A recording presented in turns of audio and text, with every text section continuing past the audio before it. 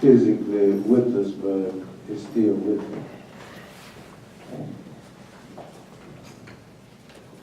It was written by Matthew Jones in honor of Medgar Evers. In Jackson, Mississippi, in 1963, there lived a man who was brave. He fought for freedom all of his life, till they laid Medgar Evers in his grave. They laid Medgar Evers in his grave. He fought for freedom all of his life, till they laid Medgar Evers in his grave. Now, Medgar spoke words of truth for all men to know. Both black and white, it was the same, till a hate-filled white man named Byron D. LeBeguet laid Medgar Evers in his grave. They laid Medgar Evers in his grave with a high-powered rifle tore out his heart. Then they laid Medgar Evers in his grave. Now Medgar had some company in his heavenly home. Those 4 little girls from Birmingham, like Christ, they died for you and for me. They died for you to be free. They died for you to be free. Like Christ, they died for you and for me. They died for you to be free.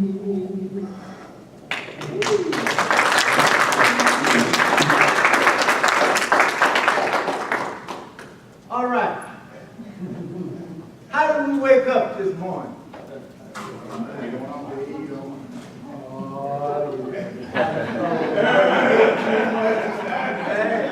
You're supposed to jump and give me the answer real quick, so, well, let's do it anyway.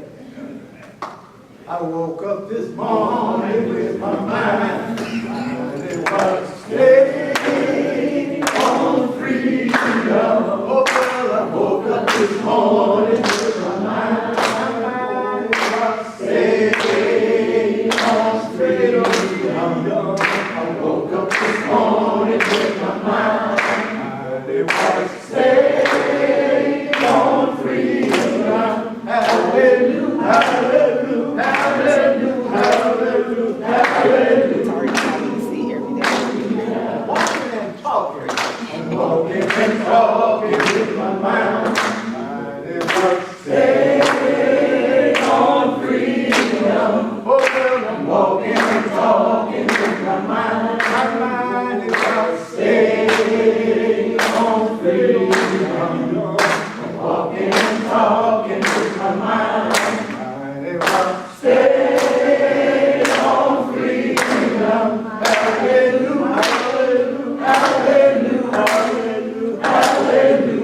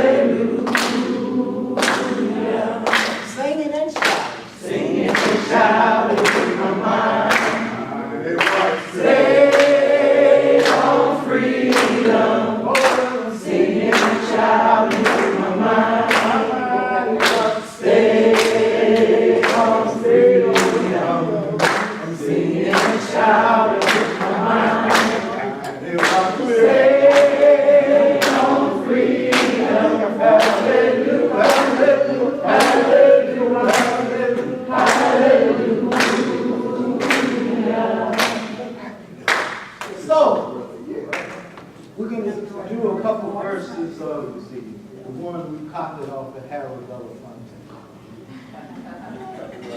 Harold did his.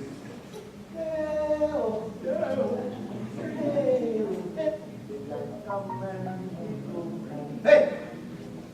So we said, remember, what did we say?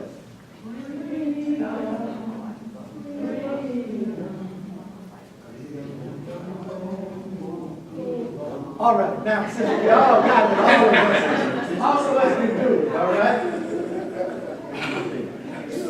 Freedom, give us freedom. Hold a minute. All right, we must get ready now. So take off the you got it. Freedom.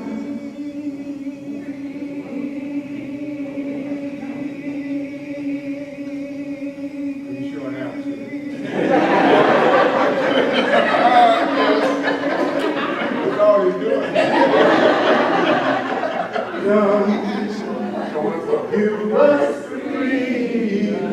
Hey! Freedom come and won't be long. Won't be long. Freedom come and won't be long. Well, I took a little trip on the Greyhound bus. Hey! Freedom come and it won't be long. Justify discrimination and this we love. Hey! Freedom come and it won't be long. Freedom, freedom, hey! Freedom come and it won't be long. But the one thing that all we did wrong. Freedom come and it won't be long. Where we stayed somebody just a day too long. Freedom come and it won't be long. Hey! Freedom, freedom, hey! Freedom come and it won't be long. But don't understand that all we did right. Hey! Freedom come and it won't be long. Well, it was the day we started to fight. Freedom come and it won't be long. Freedom, freedom, hey! Freedom come and it won't be long. Well, a song says Peter and some says Paul. Freedom come and it won't be long. Well, it's only one God that made us all. Freedom come and it won't be long. Freedom, freedom, hey! Freedom come and it won't be long. This last verse now is strictly dedicated to me, for me. Well, if you don't believe that I've been to hell, freedom come and it won't be long. Just follow me to the Harshman jail. Freedom come and it won't be long. Freedom, freedom, hey! Freedom come and it won't be long. Freedom, freedom, hey! Freedom come and it won't be long.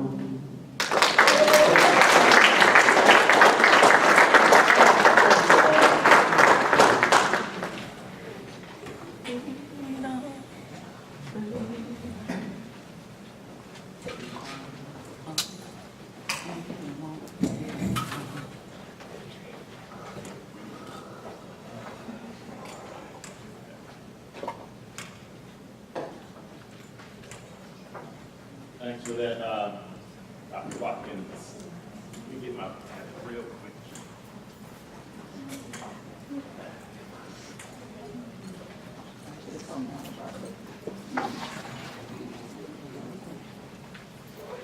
You need a chair? Yes, please.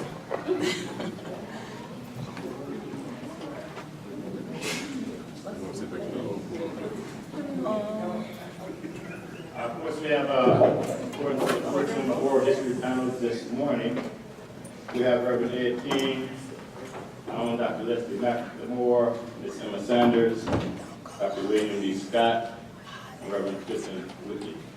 We appreciate your presence here. Before I bring them up, I just want to say we did get the reviews yesterday. Thanks for your comments. Thanks for your suggestions. We'll take them into consideration. We really appreciate your honesty. And yeah, definitely. Some things we can't control, like the state of the rooms, which we could. The temperature sometimes, if we complain about temperature here at Jackson State, it'll go the opposite extreme. So we try not to complain too much. We'll try to work on that as well. And we did take into consideration the organization of curriculum and maybe preparing you in advance for the next day or the next week. So we may suggest that you read certain chapters, certain articles before the next day of the conversation. Thanks for your suggestions, and we'll keep trying our best.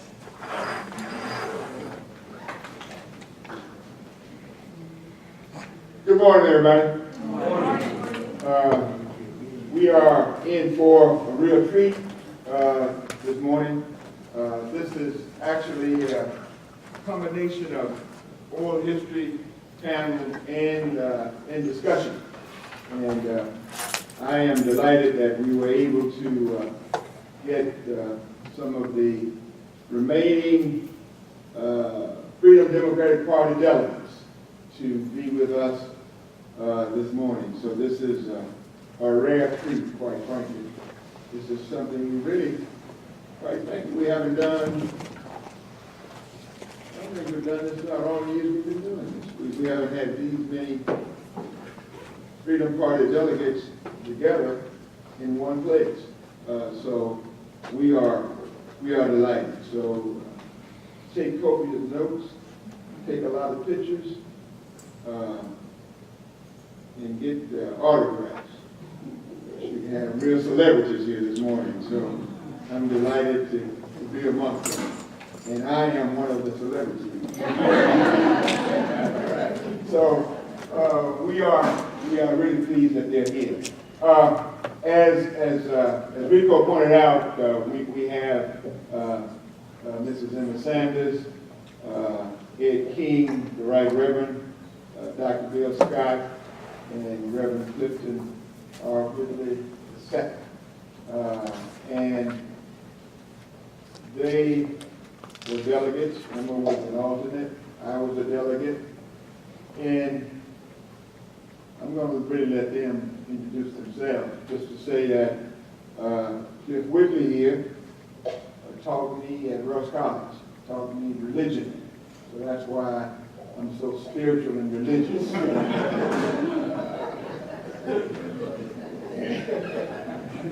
And Bill Scott was 2 years behind me at Rush College, and we were in the movement together. We have the distinct honor of both being former presidents of the student government at Rush College. And of course, Ed King is a legend in his own time and his own mind. So Ed is here with us, and he's here with us often. He's been with us since the very beginning. And Emma has been involved in politics longer than anybody in this room. She is still involved in elections and politics, and she's produced some offspring who are also actively involved. So we're in for real treat. So I'm going to ask them if they would come up front here, and we'll start the panel. So when we start the discussion, they can give you a bit more about who they are and what they've done. But this is just a brief introduction. So let's give a rousing welcome to our panel members.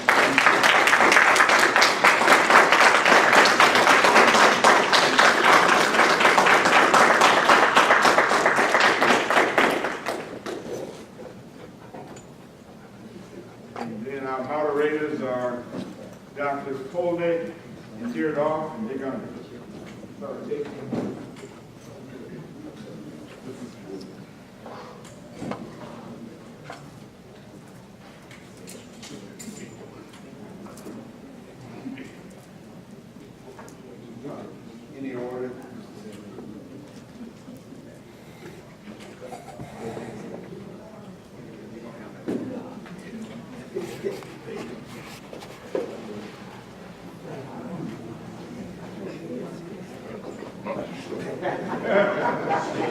While they're sitting down,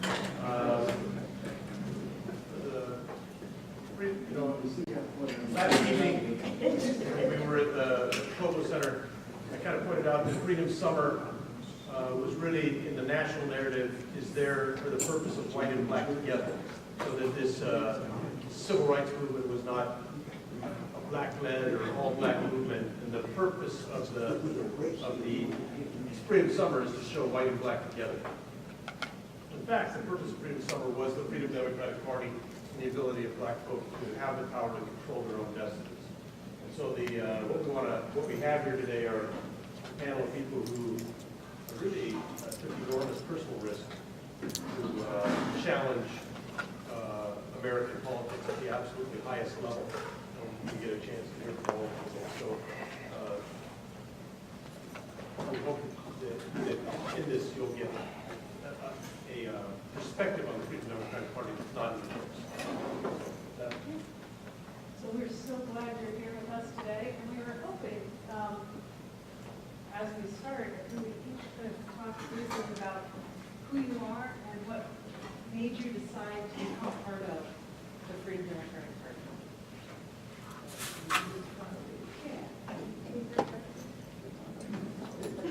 Then you can kind of gauge each other for anything.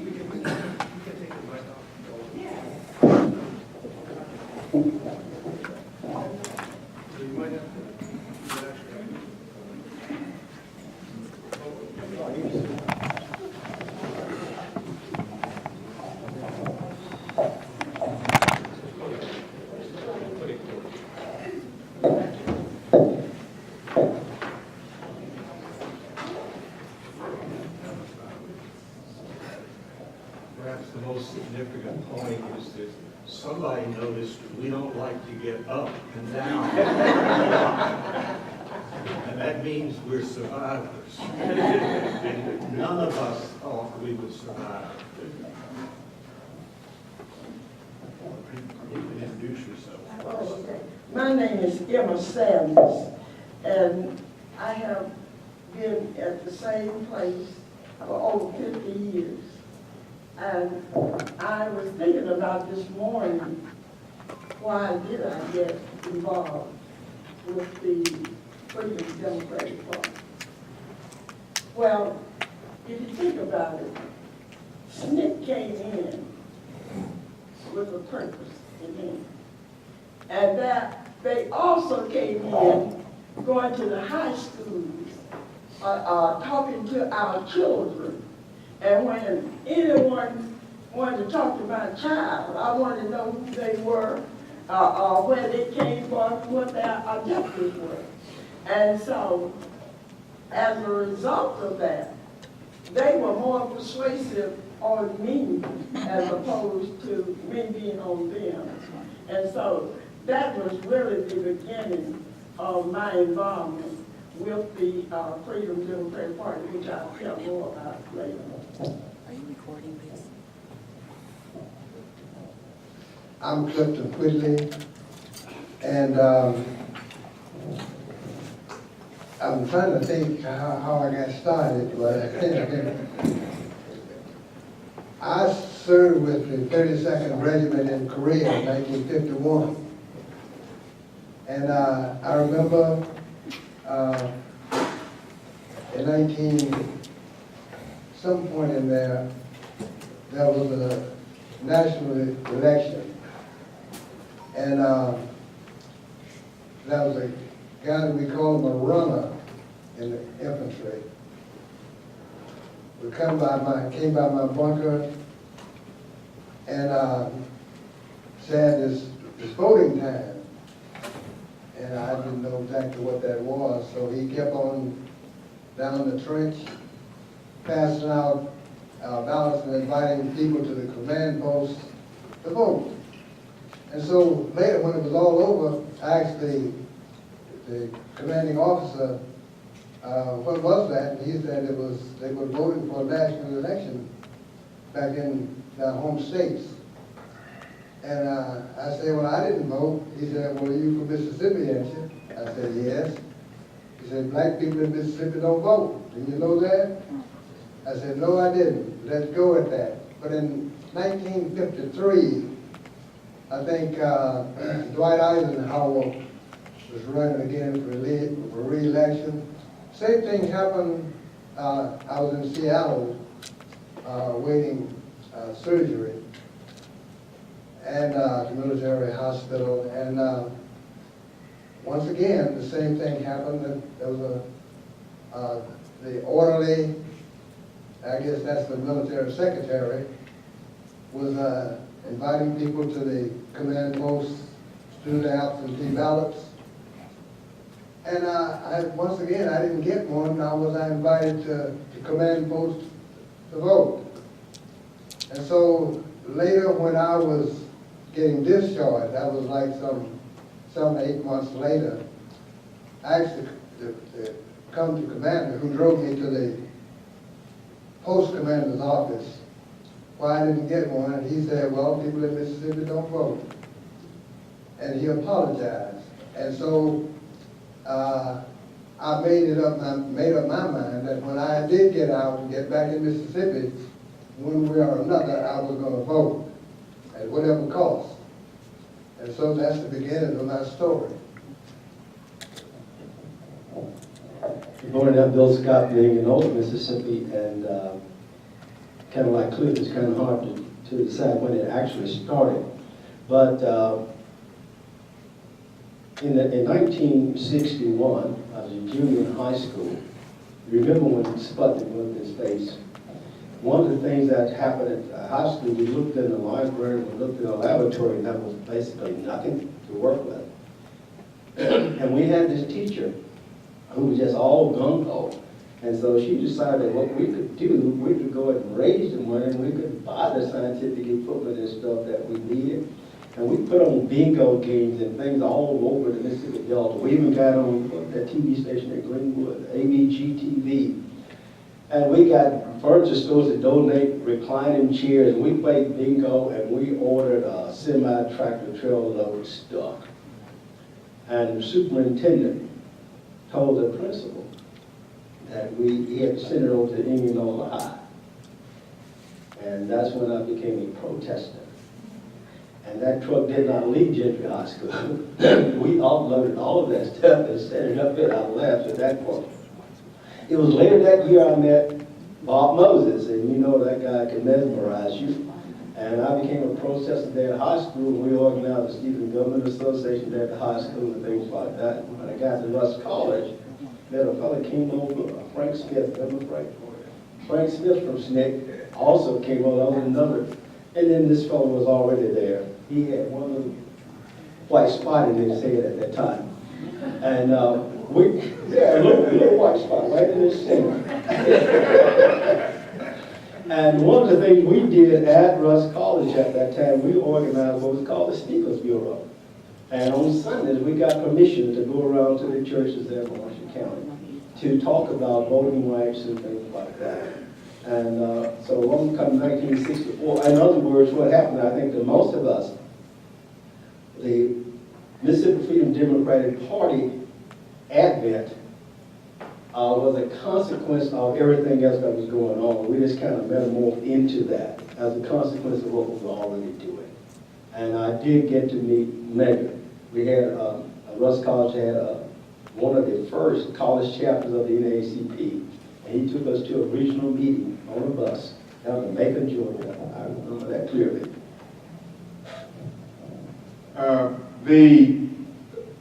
Bill Scott mentioned the high school in Indianola. I guess the white high school was called Indianola High, and he went to Gentry High. So I just wanted to make sure that people understood he was talking about Gentry High School, the black high school, and Indianola High, the white high school, and they wanted to take the stuff that y'all had purchased and raised, wanted to send it to the white high school, and y'all said no, correct? Yeah. So I really, similar to Bill, a couple of years ahead of him, I got involved in a high school boycott of my high school my senior year, and I led the boycott because I was president of the high school student council.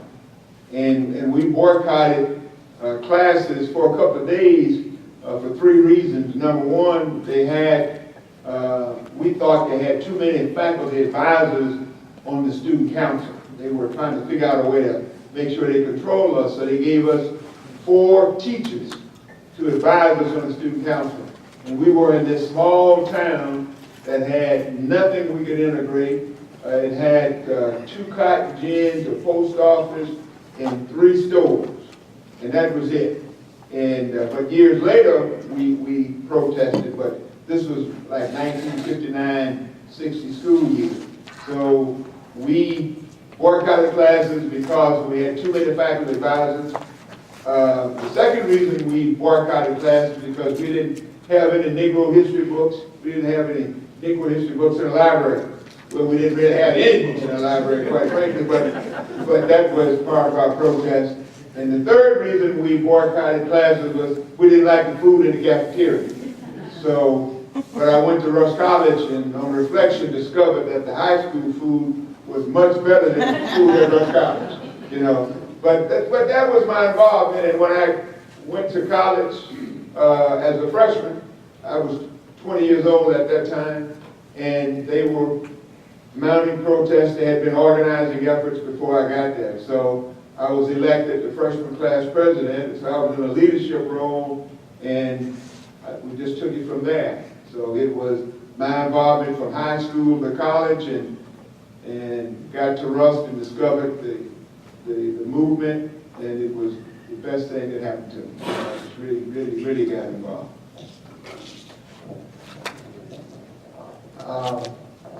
I wanted to point out when Bill Scott was talking that back in the 60s, I had to be in a lot of places at the same time. I was also an advisor to the Student Involvement Coordinating Committee, and Bill used to tell me some of the places I had to be.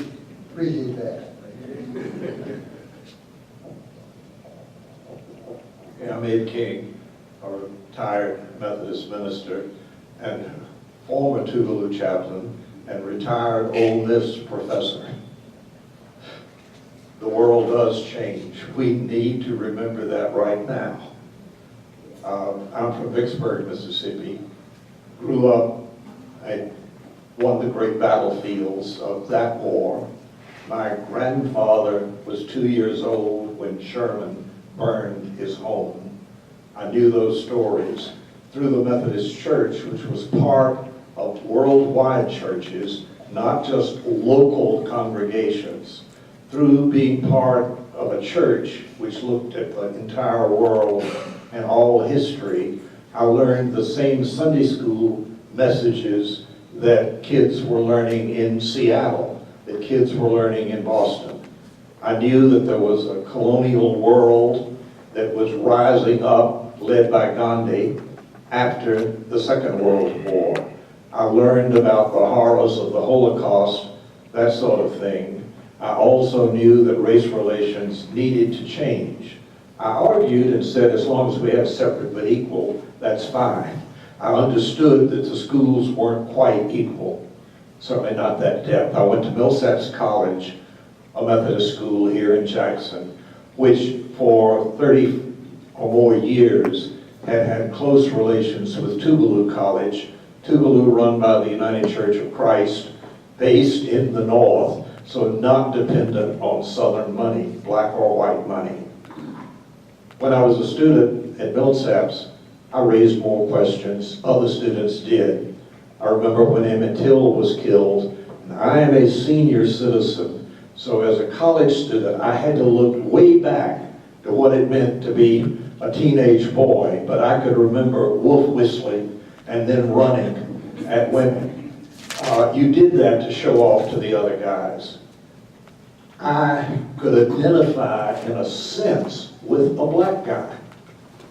Other people could do that. Not the pain, the anguish that all my friends in SNCC could tell me about later.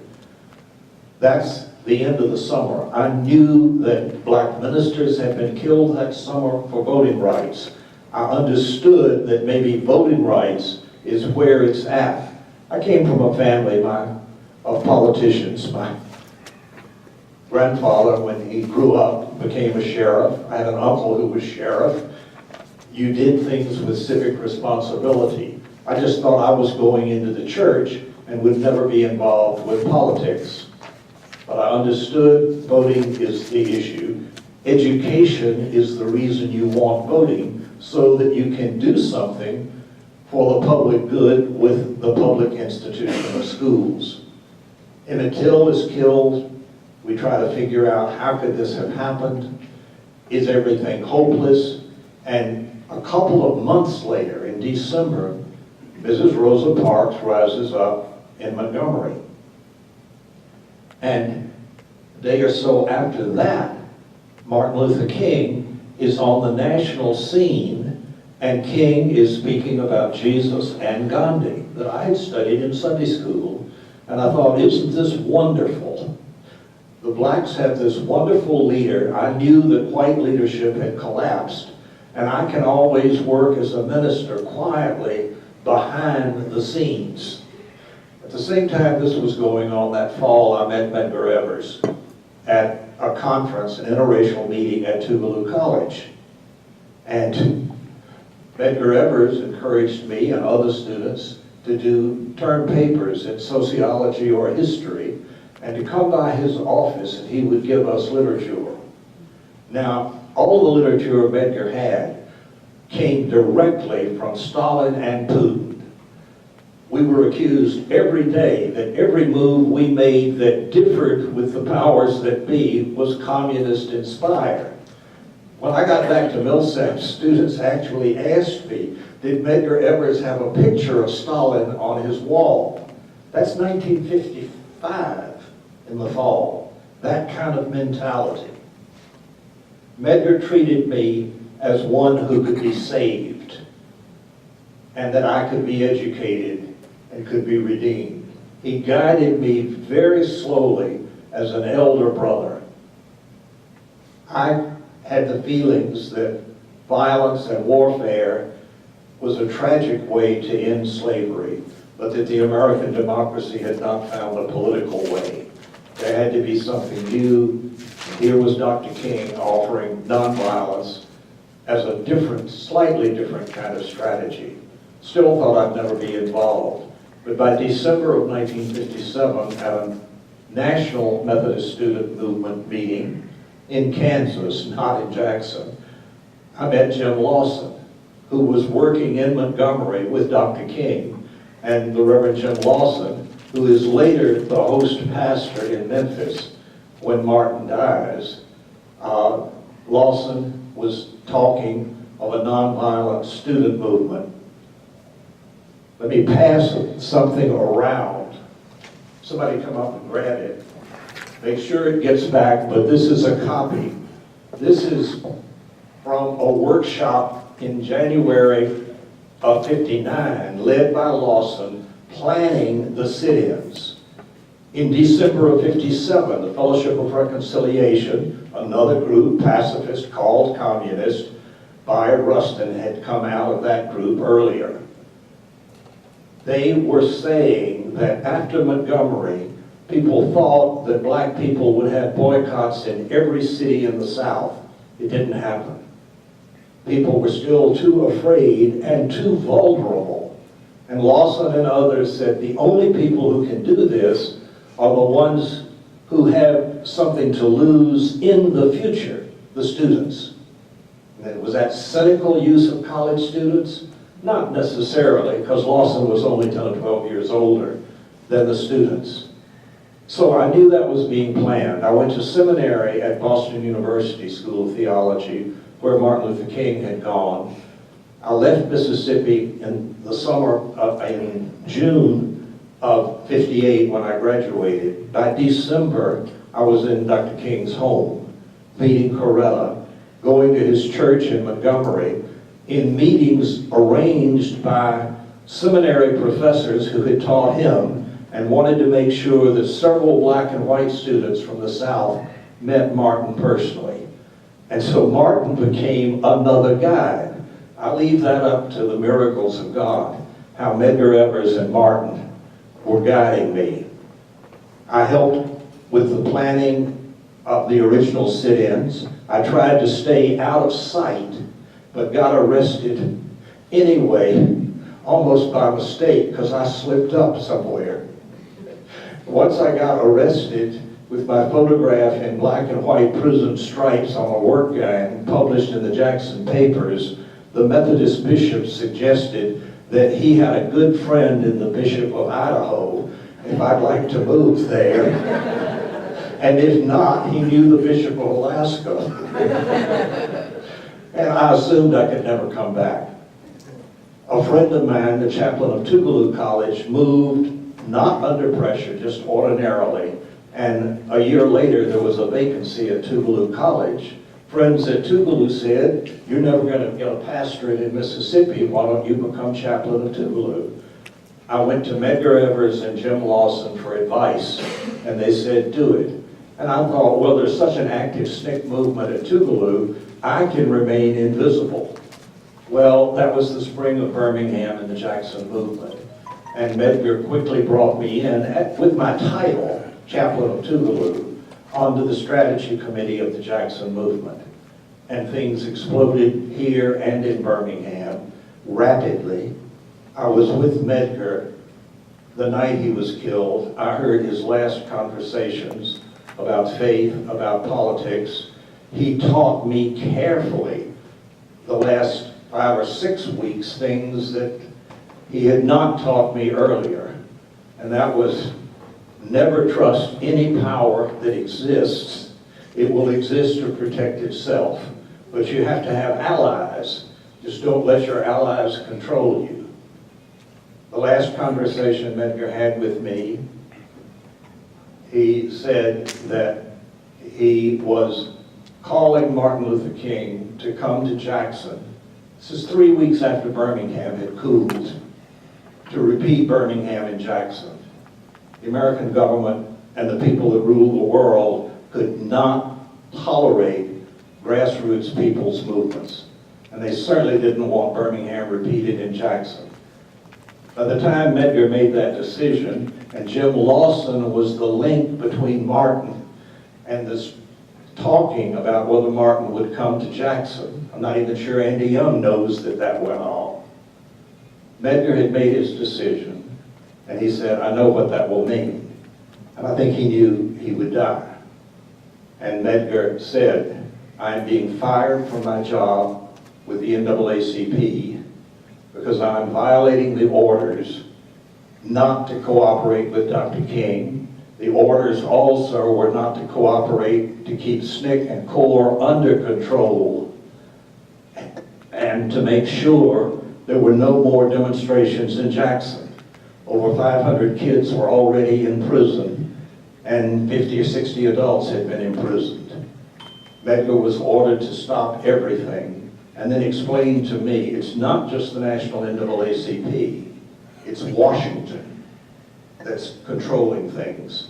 And the National NAACP gets their money from the foundations, and the foundations and Washington work together.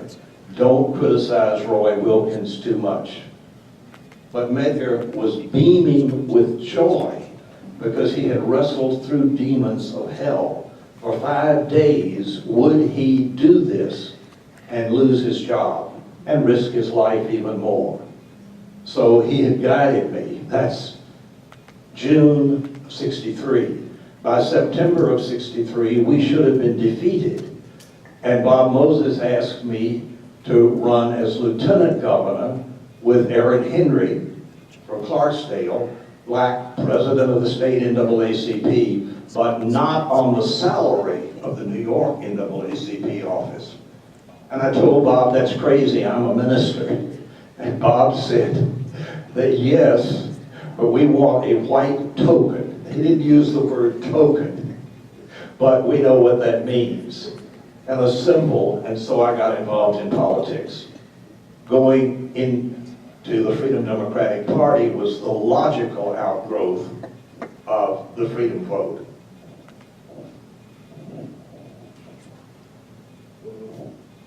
What order do you want? Please continue. You've got something to say. Absolutely. I don't know where to pick up, but I indicated that I have been in Jackson over 50 years. I came from Southwest Mississippi, Alcorn College. I grew up there. I had a high school. At that time, we had an elementary school, which was called a laboratory school. No, I'm getting back. A practice school. The persons who were taking, who were enrolled in college could not go out to the high school. So they used our school as they say, practice of how to teach kids. And we went from there to the laboratory school, which was the high school, and then there to the college. And I tell kids today, I work for 25 cents a day in order that I could get my education. But there were many things that took place, and I might bring some of them up. And I knew Mega. Mega and I were schoolmates. He was a year ahead of me. And so we had about 3 classes together, and no teacher could control the argument that we got into when class started. And he would always challenge me, and I, would do the same thing with him.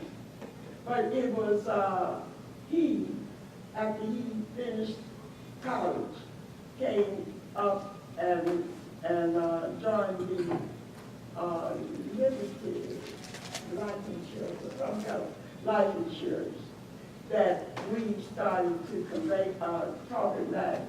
And he said, you always let white people tell you what to do. Well, that wasn't true because we didn't have any white people around there. But, he was just doing that to try to get me all And so he said, you're not voting, you're not registered.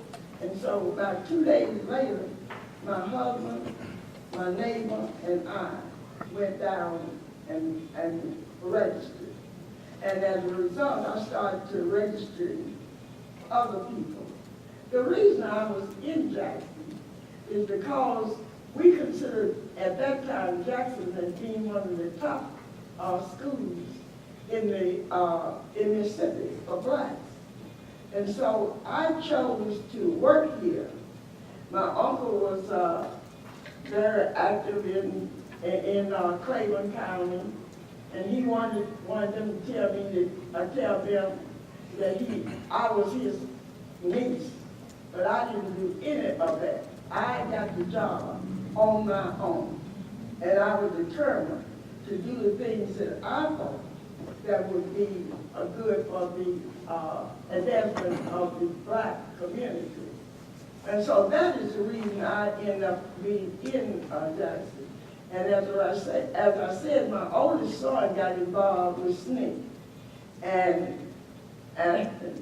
as a result of that, SNCC talked me into getting, involved more and more with them. And I left the public school and went to Calma College, which was a private school, where I had the freedom of doing more than I could in the high school. In the high school. And so we proceeded with the development of SNCC. And it was the Buffalo News that says there was 80,000 black members when they tried to send a delegation to Atlantic City. I don't know if that's true or not. But we proceeded to get SNCC organized. And with, I don't know which was Harris or some of them, decided that I would be the alternate rather than be the delegate. I wanted to be a delegate. They wanted me to be an alternate. But it didn't matter because the day that they did not see us, the next day, I, along with Mrs. went on the floor of the convention. And as we went on the floor, the whites left. And they were determined that they were going to get us off the off. So Mrs. You would have to know Miss Parker. She was really skinny, determined, and she said, "You can't turn me loose." And there were about 4 more blacks fellows that this guy used to get away. But you know, we stayed there. She stood her ground, and as a result of it, the press came on the floor. Aaron and Ed had been elected at large, and so they came down to the floor, and that was really an exciting situation. But prior to that, we were supposed to get there to hear they knew they were not going to seat us, but we thought we were going to be seated. And so we were there, and we got there on time, singing songs and everything, and then they decided they weren't on. I mean, it got late, and they still hadn't brought us in. So we wanted to know why, you know, and they said something about time and stuff like that. But eventually, they found out to get rid of the Freedom Democratic Party, they had to do something. So they eventually opened the door, let us in, and this is where Ms. Hamer gave her speech on how she had been humiliated. You see, she walked with a limp. That limp was because she had carried some students to, they had schools, what they call freedom schools, where they learned how to register and how to vote. And she told us there were 3 people in that jail. One guy beat her to the extent that he lost, he just couldn't do it anymore. So they gave it to another one. And then he continued to whip her. And about the 3rd time, I think she lost consciousness. And as a result of that, during this time, there were students from across the country. They were confirmed with their fathers, mothers who were physicians and things, trying to get her there. She went to more, but she had lost all the use of that leg, and that's the reason she walked with the limp that she had at that time. I know there are other things that I've left out and things that I might think about to remind you of later on. But this was really a challenge. And when Mecca died, my husband, who was teaching school in Jefferson County, would also drive the 18-wheeler during the summer. So he wasn't there. And my oldest son and I were there when they came, and he wanted to go to Mecca's house, and I was afraid to go over there. So we stayed at home all night. I didn't go to sleep, and none of the ones in the neighborhood went to sleep. But it was apparent that the decision to eliminate Mecca would have closed the movement down. See, that's the reason they have a Rights Act. Just didn't understand blacks. I mean, they thought they understood us, but they did not understand. Because when the civil rights, the FBI, we didn't have an office then, and they would come in and out. My husband had a service station. They wouldn't talk to me. They would talk to him, thinking that he would give them more information than I would give them. But my husband was one of the persons that when, what's the guy name that was over COFO? Moses? Moses? No, Dennis? Dennis Lee. Steve Dennis? Oh, he was Dave Dennis. he was head of a co-op.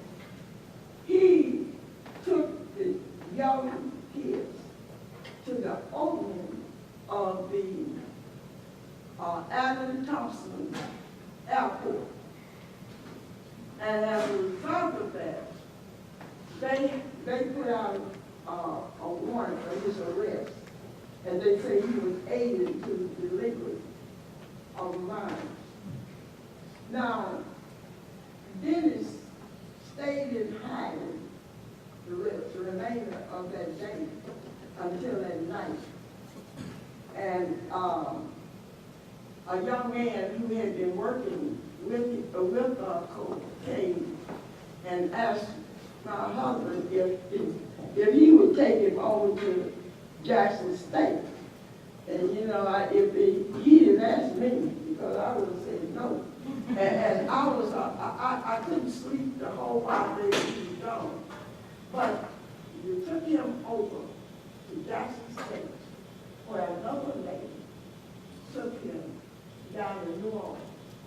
And that was the last that Dennis stated, we did not see Dennis anymore until he had finished law school.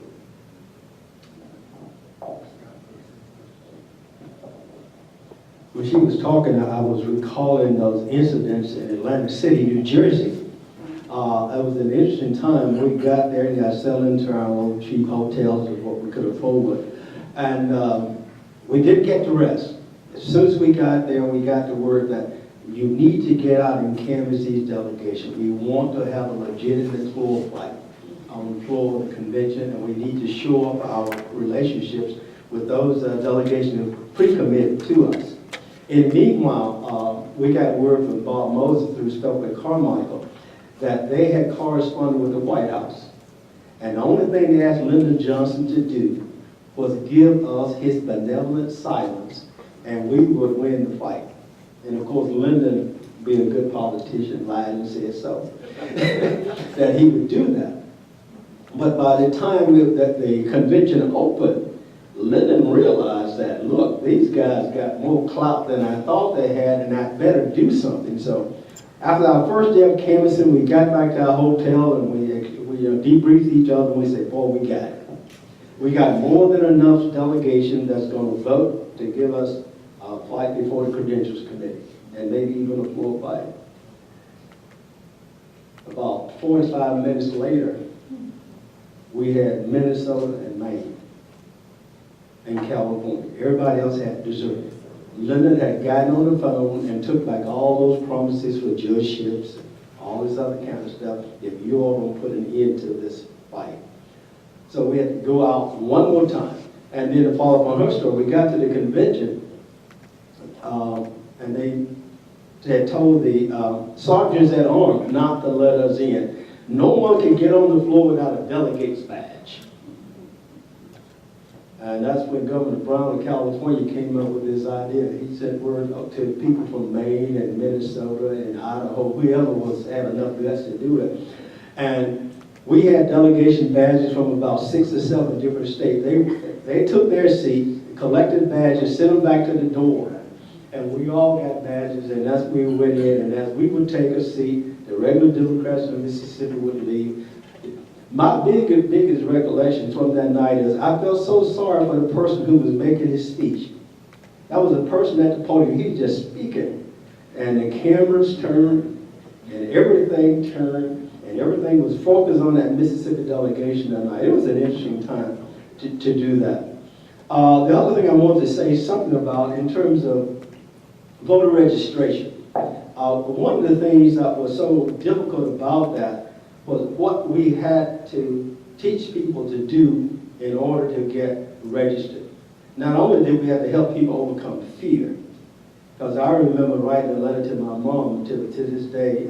She passed away at the age of 103. But I remember telling her, I said, I tell you what, if you're afraid that the old man's gonna lose his job, what you can do is for about $60, you can write a letter to Jackson, to the Bureau of Statistics, Vital Statistics, and disavow any relationship to me, that would be fine. And of course, she called me home, and I ain't gonna tell you what she did, but anyway. Even as a grown person, I was still under her power, and she became a very, very active person in the movement at an old age at that time. But we had to, not only had to teach people to overcome their fear, but we had to sit down with the Mississippi Constitution and teach them those sections of the Constitution that they were using for interpretation to disallow a person to register to vote. You could not interpret the state constitution. And one of the stories I like to tell is the story of the woman who became my mother-in-law, by the way, Clifton on my wedding. One of the things that happened in Benton County, Mississippi, one of the areas I worked at a Holly Springs COFO office. And let me mention COFO. The movement was spread across the country. The thing that happened in Mississippi in the early 60s was that all of the civil rights organizations, the local voters leagues and those kind of things, all combined together to form one organization so everybody would stay on the same page. And it was called the Council of Federated Organizations. And I was working with the COFO group over in Benton County, operating out of Marshall County. We had a SNCC headquarters at Marshall County on Russ campus. And they gave Mrs. Evans the paper to write her response to the section of the Constitution on a piece of corrugated cardboard with the top part pulled off. And so she turned it over to put it on the smooth side. They said, no, you do it on the rough side. And when you write your response, your pencil should not penetrate the paper. And of course, after about the third time, she was ready to give up. And the young lady who later became my wife said, look, let's go home. Let me show you how to write real light. So she said, when you get there and they give you that number 2 or number 3 pencil, just reach in your purse and take this number 1 pencil out and just lightly write your answer on that piece of paper. And she became a registered voter. But it was a strange kind of time. In terms of the Freedom Democratic Party itself, one of the things I was involved in Marshall County and in Sunflower County was in getting the freedom vote organized, helping to get people organized, getting county conventions organized, and those kinds of things. And I ended up being the chairman of the Sunflower County delegation to the convention in 1964, which was interesting. But in any event, the other thing that always amazed me, Cliff, was that how our parents, in my case, and in Leslie's case, how our parents were willing to follow the leadership of that later generation. That was amazing. That's one of the most amazing things that happened during the 60s. The young folks were put in leadership roles, and the mass of the people followed the young folks. That's one of the recollections I want to bring up while I was here. One of the things is, what was the significance of the Mississippi Freedom Democratic Party? When we were at the convention, after Lyndon Johnson had convinced Hubert Humphrey, bless his heart, to convince us to take the 2 votes at large, 2 delegates at large. We had a meeting, I don't know if it was in a hotel or in a church, but we had a delegation meeting in some place. And Baynard Rustin, A. Philip Randolph, Martin King, all of these guys were there. And I remember Rustin's comment to us, if you are going to become a political party, you must recognize the importance, significance, and the art of compromise. And the compromise make you become a legitimate party. And I remember Fannie Lou asking Dr. King when he made his speech, I just want to know one thing, Dr. King, how in the hell can I represent the whole country at large, and you won't let me represent Sunflower County, Mississippi? You know, it doesn't make any sense to me. So it was an interesting type of give and take. Are we going to give up the protest and accept this compromise on face value, or are we going to continue? And then poor Hubert Humphrey, with tears in his eyes, said, I am told that if you all don't accept this 2 votes at large, he's going to choose somebody else to be his running mate for vice president. And had I known he would think about Jimmy Carter at that time, I would have dumped the hump too. But we didn't know that at the time. We did not know that at the time. But it was a very tense time when we were trying to decide among ourselves as friends what the next step would be. What the next step would be. The thing that was, I think, the most significant thing that came out of that 64 convention was that the party itself decided that it was not going to seat any more segregated delegations. And that's one of the important legacies of the Freedom Democratic Party. Can you explain why you see that as an important legacy? What was the result of that? The result of that was that gave emphasis to the whole idea of the voting rights law. Yeah. And that was the result of that. That if the national party is going to require that the delegation represent the entire population of the state, then there has to be some mechanism by which that can be guaranteed. And that was kind of the emphasis that built into the voting rights laws.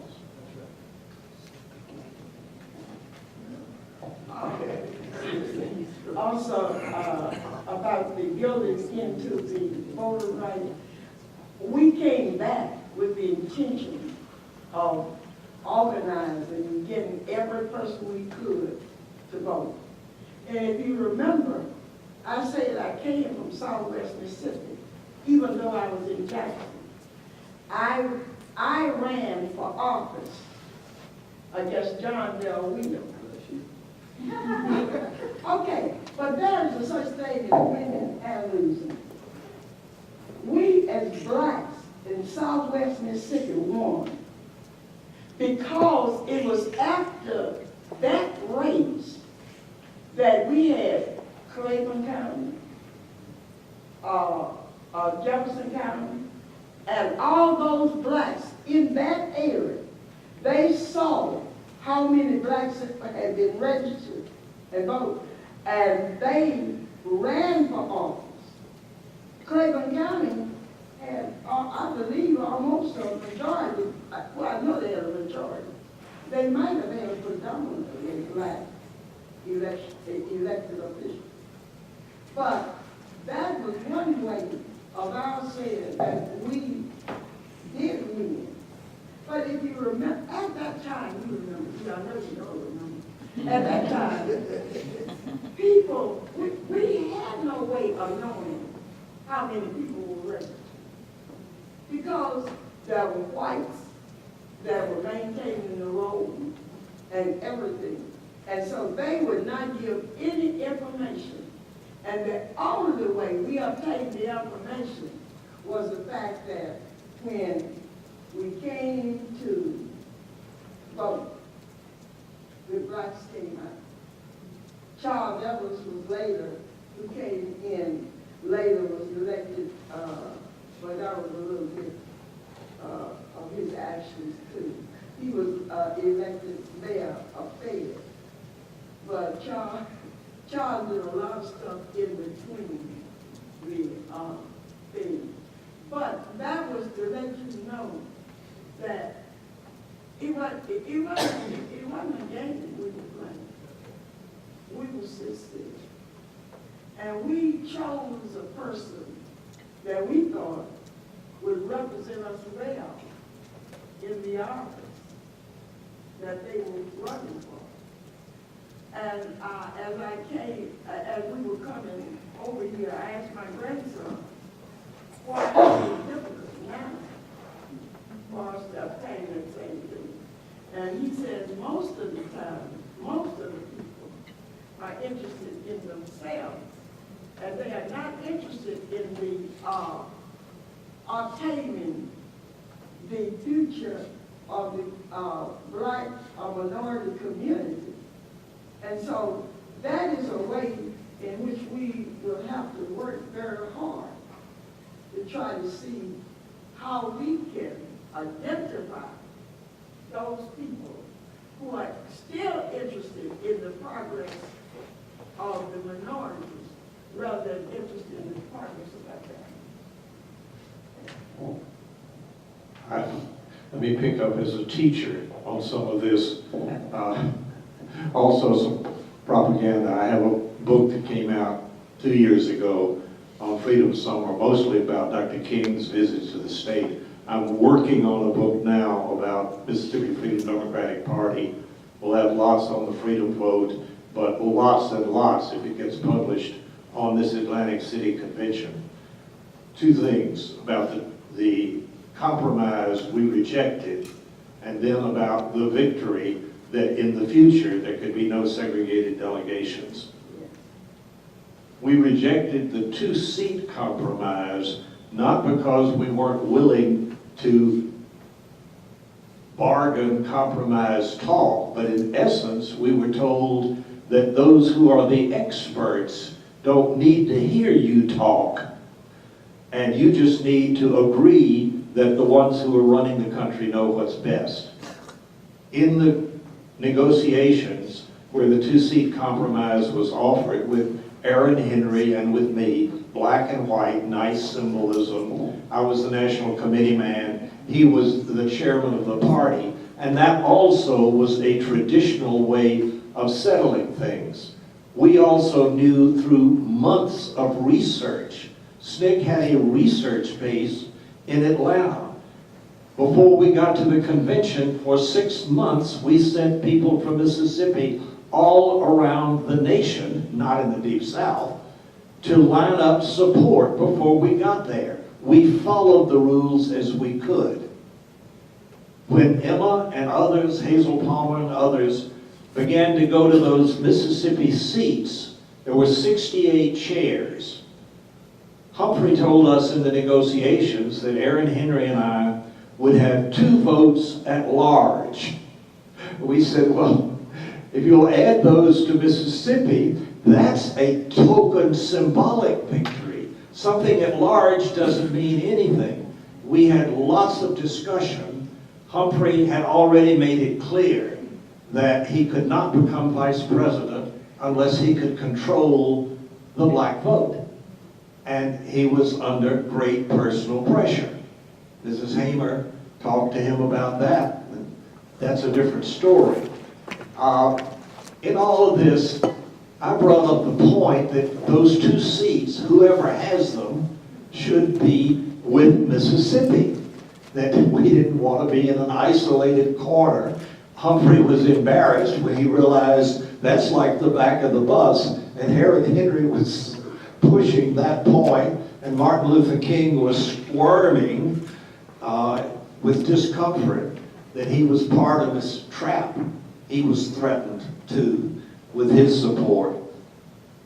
I brought up the point that is Aaron going to cast this vote? Humphrey had said something about, or Martin had said, we'll all be proud when Aaron Henry is on national TV casting his votes, and everybody will know he represents all the black people of Mississippi, you know, and a few crazy whites.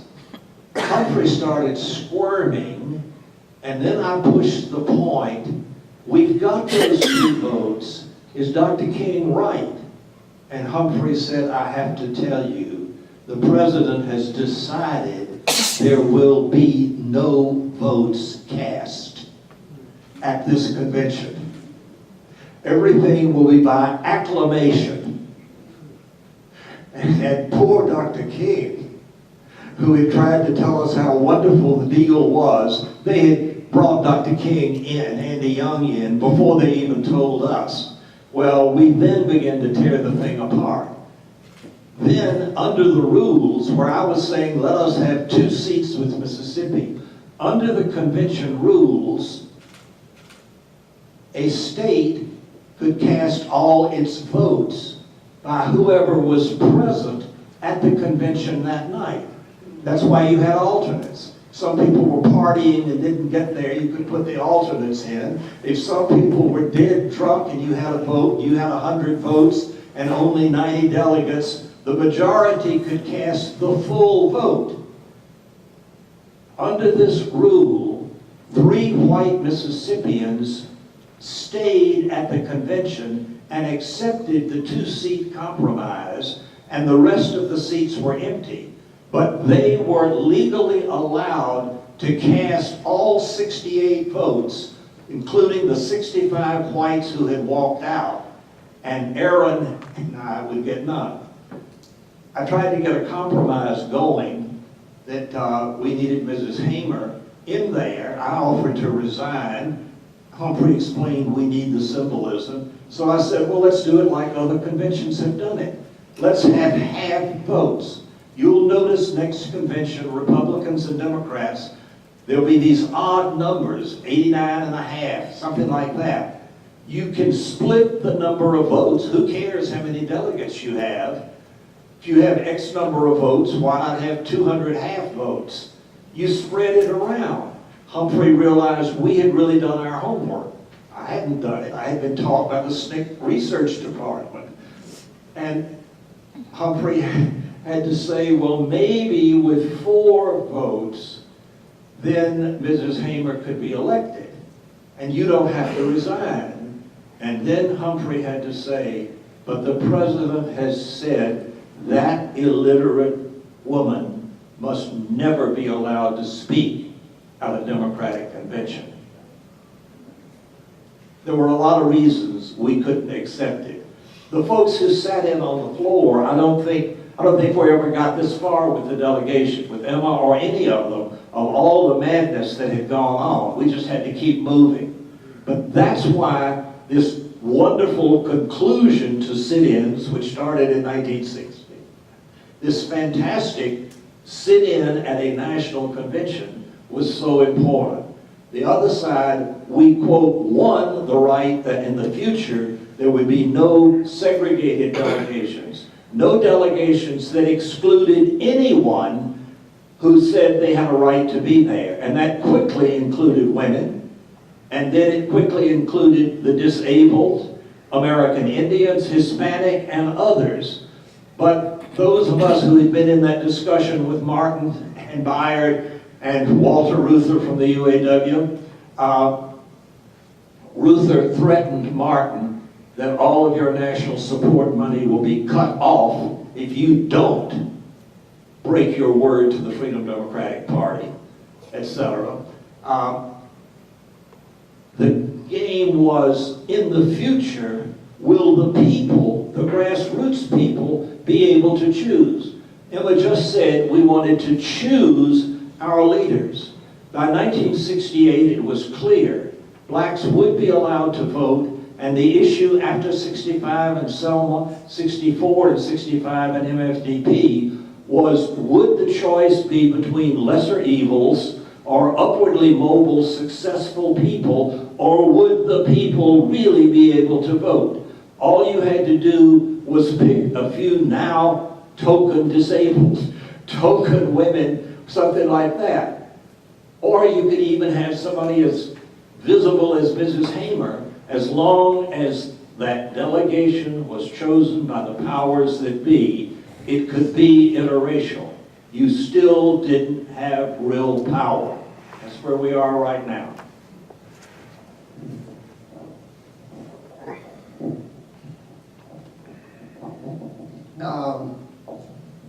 You know, there were many voices in the MFDP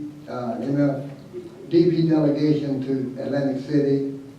Some of us were insisting that we were the only loyal Democrats, the legitimate people to be seated at the National Democratic Convention. We had shown that, and of course it was nationally known that Mississippi, the regular Democratic Party in Mississippi, voted Republican, independent, whatever they liked. They were not loyal supporters of the Democratic National Committee platform. We insisted that we were. We had some of our stuff we supplied to the Credentials Committee, supported the fact that we were the loyal Democrats of Mississippi at that time. I think at this point, I think we'll take a couple of questions and then maybe a break. If you all have some questions. I have several, but.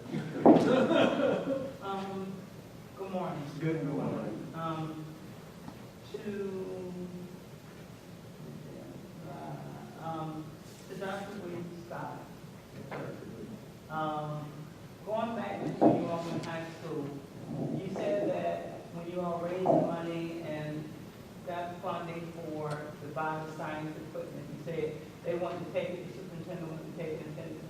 school,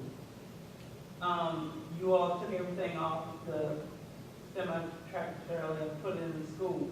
Did the superintendent ever get the stuff, or you all just kept it there? No, he never got the stuff. Let me explain how discombobulated public school was in Sunflower County at that time. Sunflower County had 3 county school districts and 3 separate school districts, municipal school districts. Gentry High School was a part of 2 school districts. Gentry High School was a part of the South Sunflower Consolidated District, and it was a high school for blacks for the Indianola Separate School District. So O.B. Reno, who was the city superintendent, was the guy who thought he had the last word. But it didn't happen like in one day that we boycotted the truck from leaving the campus, and of course we got the parents and all those people from all those churches who would help us raise that money involved in the issue. And then we were able to force that truck to stay there. We were able to use that equipment. But it was that kind of a situation. And you have to understand, I was glad I was never a school principal in those days, because I probably would have committed suicide. But they were in a very stressful situation. If they wanted to get anything done, then they had to kowtow to the power structure. On the other hand, if they tried to do something on their own, then the school district and the students suffered as a consequence of that. But yeah, it had to do with how the school was organized, and the fact that we delayed it long enough to get our parents and those churches that had helped us raise that money involved in the situation. Now, the outcome of that is when integration came in the 70s in that part of the state, Gentry High School is still the high school for South Sunflower County. Indianola High School became an intermediate school. One of the deals that they tried doing after that was they went and talked to all of the black teachers who had advanced degrees and tried to convince them that they could get a pay raise if they would move over and teach at Indianola High School and blah, blah, blah. But these teachers, what you say about people sober and drunk? These guys were, one of them was my brother. They betted on football games on the weekend. So they would all be together in somebody's house betting, oh, he's going to miss that field goal, he's going to do that, we're drinking that. And that conversation came up. Do you know Superintendent Reno talked to me about teaching biology over there? He talked to me about doing the physics. And then it dawned on them what was happening. They were getting ready to strip all of the teachers out of Gentry High School who had advanced degrees in certification and move them to Indianola High. And so then the teachers band together and said, no, we're staying at Gentry. And when the order came down to put one high school, Gentry remained the school as a consequence of that. Okay, second question, same for you. At the Democratic National Convention, you mentioned that California was one of the states that set their badges up so you all would come on the floor. What were the other ones? I don't remember all of them, but I know California, I think it was Maine and Minnesota, Illinois. In other words, we were able to collect enough. That original group of people who said they would support us for the challenge before the Credentials Committee, it was basically those delegations that pulled off that stunt with us that night. It was civil disobedience. Yes. No, that was criminal. And I had a cap and a badge that I was told was from Senator Wayne Morse of Oregon, who had just recently become a Democrat and later, like most of us in MFDP and SNCC and CORE and SCLC and Martin, became active against the war in Vietnam. Thank you.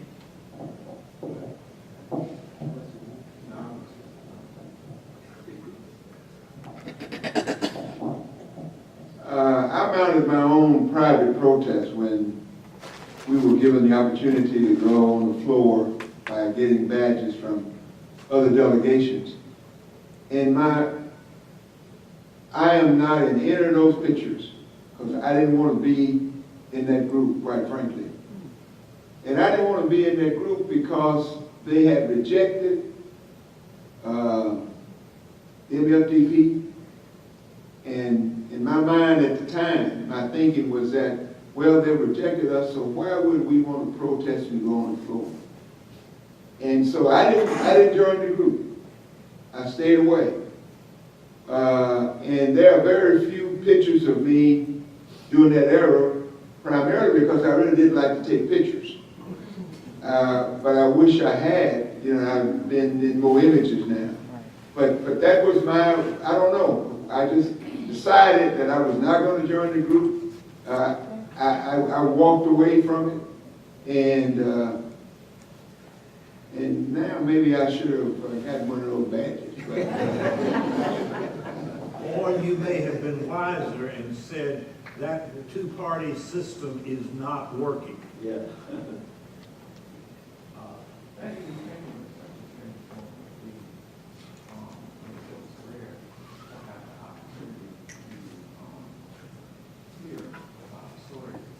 Can y'all hear back there? I can't, but I'm old.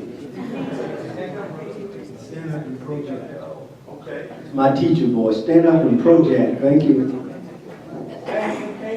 It's such a transformative figure. No worries, no worries.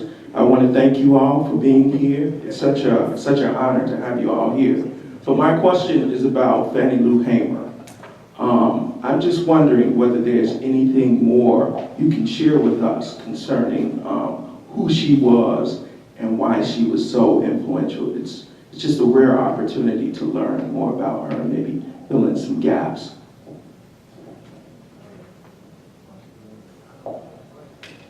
Well, Fannie Lou Hamer was one of the most down-to-earth persons that I ever met in my life. We were both from Sunlight County. She was from Rouville, Mississippi, and I'm from Indianola, Mississippi. And the one other thing I want to tell you about her that we have not discussed was that she made the best southern pecan pie that you ever eat. So I ate with her a lot of time. That's one of the things that I like about Fannie Lou. The other thing that Miss Hamer was so down to earth in her demeanor and in her philosophy and in her speeches. I remember her speaking at Asbury Church in Holly Springs, Mississippi. And during the course of her discourse at the church, she kind of paused and said, so many, she would thank Reverend Lindsay for allowing her to speak.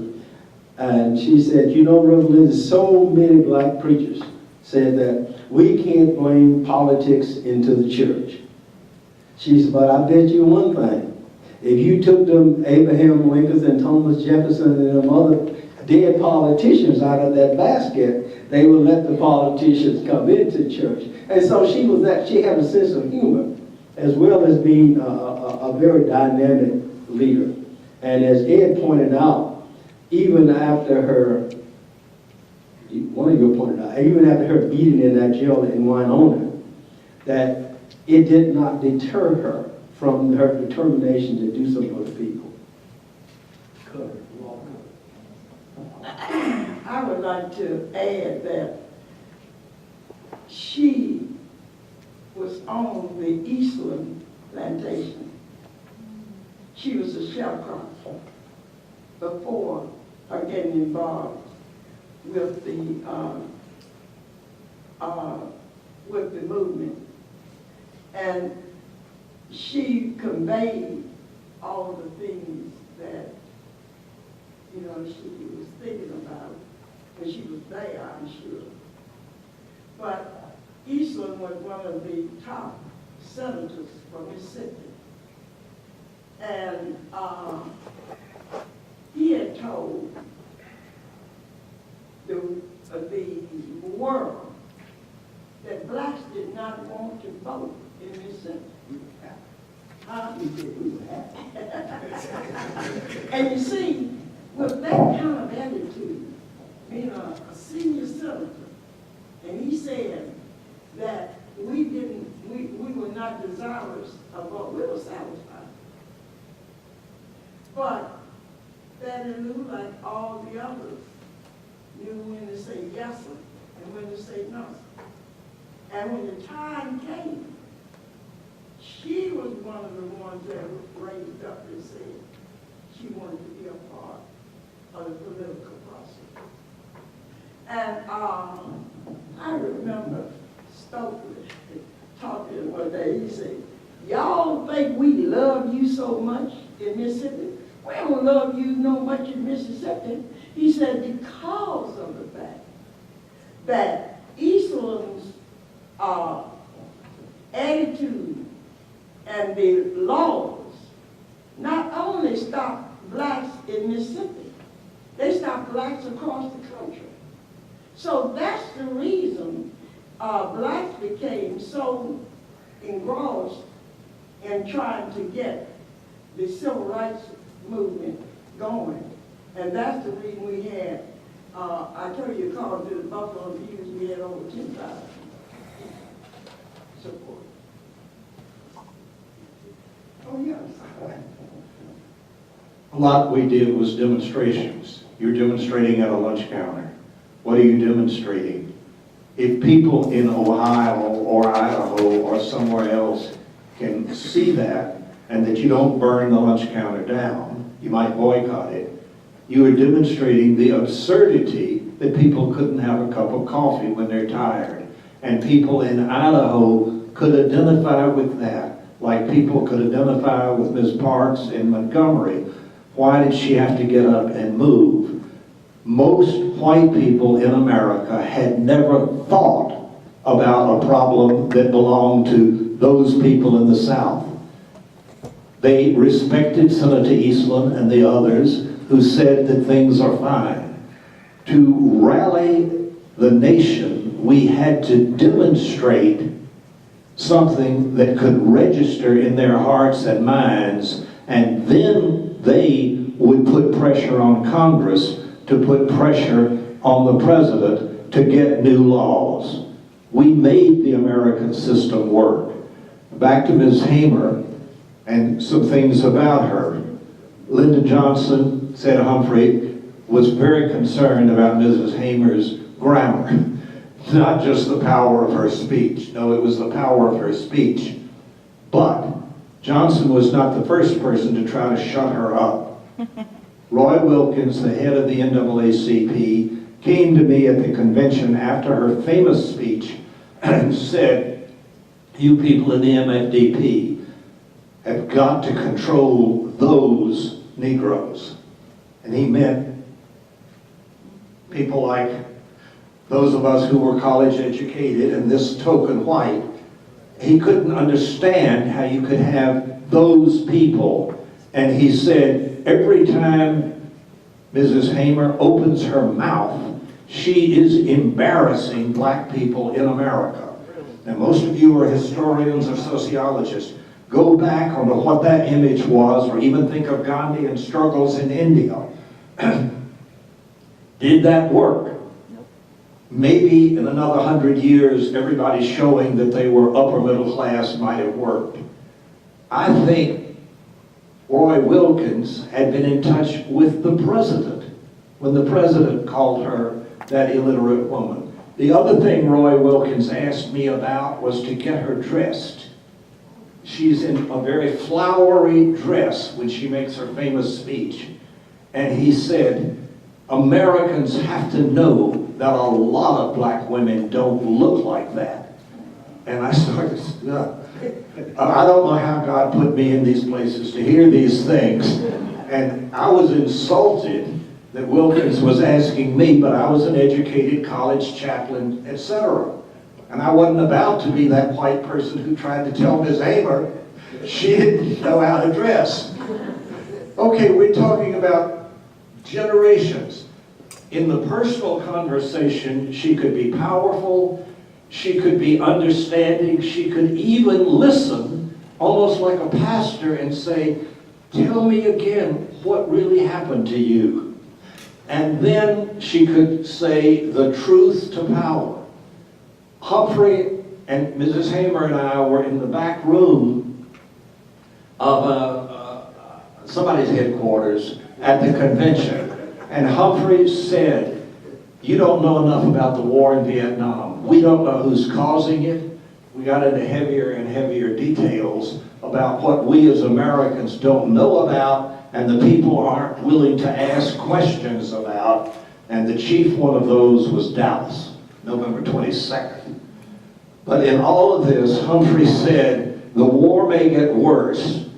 I have to be vice president. There have to be progressive voices around the president who wants to not go to war, but is under pressure. And if the president has to prove himself publicly, the war will expand. Now, by this time, we are 2 weeks after the Gulf of Tonkin, where the president was lied to and manipulated into expanding the war. And then Humphrey said, if I'm not there, the warmongers will be there. And if I'm not there, we won't get anything done about integration. And Humphrey outlined the dreams from Franklin Roosevelt on. Socialized medicine, the word Humphrey used, we've got to work for. We wouldn't call it Obamacare. Obama sabotaged socialized medicine. He outlined labor unions needed in the South, school desegregation, but better education for everybody, senior citizens. And finally, Ms. Hamer interrupted him and said, Senator Humphrey, I believe you. You want to do all these good things. Maybe the president does. But Senator Humphrey, I lost my job on the plantation as timekeeper. And that night we were thrown out of our house, and I was in the home of some other people, and the bullets flew above the head of a girl who was in that house. And here I am. Senator Humphrey, God took care of me. Senator Humphrey, if you take this job of vice president this way, betraying the Freedom Democratic Party, his principles, you will never be able to do anything to stop that war. You won't be able to do anything for health care, for old people, for it. And then she stopped, and Humphrey's just silent. She's, Senator Humphrey leaned towards him. I'm going to pray to Jesus for you.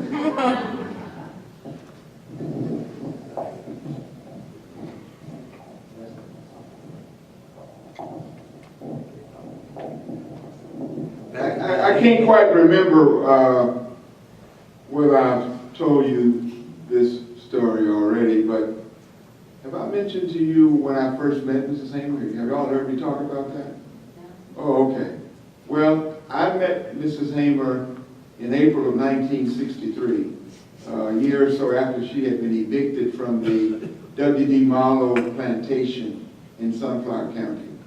And a group of us from Russ College had been asked to go to this citizenship education training workshop in Dorchester County, Georgia. It was 4 or 5 of us who were active in the NAACP and SNCC on the campus at Russ. And we met at the home of McLemore, and that name has been mentioned several times by now. And yesterday, Diane Nash's name was mentioned, and James Bevel's name was mentioned. And they were at the home of McLemore. They were organizing the bus trip to Georgia. And Mrs. Hamer was on the bus. And we went to the workshop in Georgia for 2 weeks. And we did role playing, and they taught us how to execute the voter registration form, et cetera, et cetera. And during the course of the 2 weeks, it was Mrs. Hamer's workshop. She sang, she preached, she talked, she told us about the eviction from the Marlowe plantation. So, and the workshop leaders were Andrew Young, Dorothy Cotton, Septima Clark, and the guest speaker at the closing dinner for the workshop was a guy named Hosea Williams. So all of these were SCLC people. And Andrew Young's late wife, Jean Young, was one of the instructors too. So within a course of 2 weeks, in my young life, I'm 23 years old almost by that point, I'm 22. So I met Andrew Young, Jean Young, Dorothy Cotton, Hosea Williams, Fannie Lou Hamer, within 2 weeks. And it was, for me, it was magical. Because I really hadn't met that many civil rights leaders in one place at that particular time. You know, we all have, all of us who met Fannie Lou Hamer have Fannie Lou Hamer stories. And that's my great story. But, you know, so between when I graduated from college and was a part of the Freedom Democratic Party, I was in a variety of meetings on occasion with Mrs. Hamer. After I graduated from high school, from graduate school, came here to Jackson State to work. I went to Ruleville on 2 or 3 occasions to visit with Mrs. Hamer and Jeff. In fact, I went second to the last time with Mike Thelwell. Yeah, I did. And Mike Thelwell was, you know, was in town and wanted to go and see Mrs. Hamer. So we went to see Mrs. Hamer. And I can't remember whether or not we had the pecan pie, but we had a damn good meal, you know. Yeah, and she cooked. But the thing I really want to leave all of us with, that in spite of all of the things that we've heard, Ed remembers details that I don't remember. So his memory is much better than mine.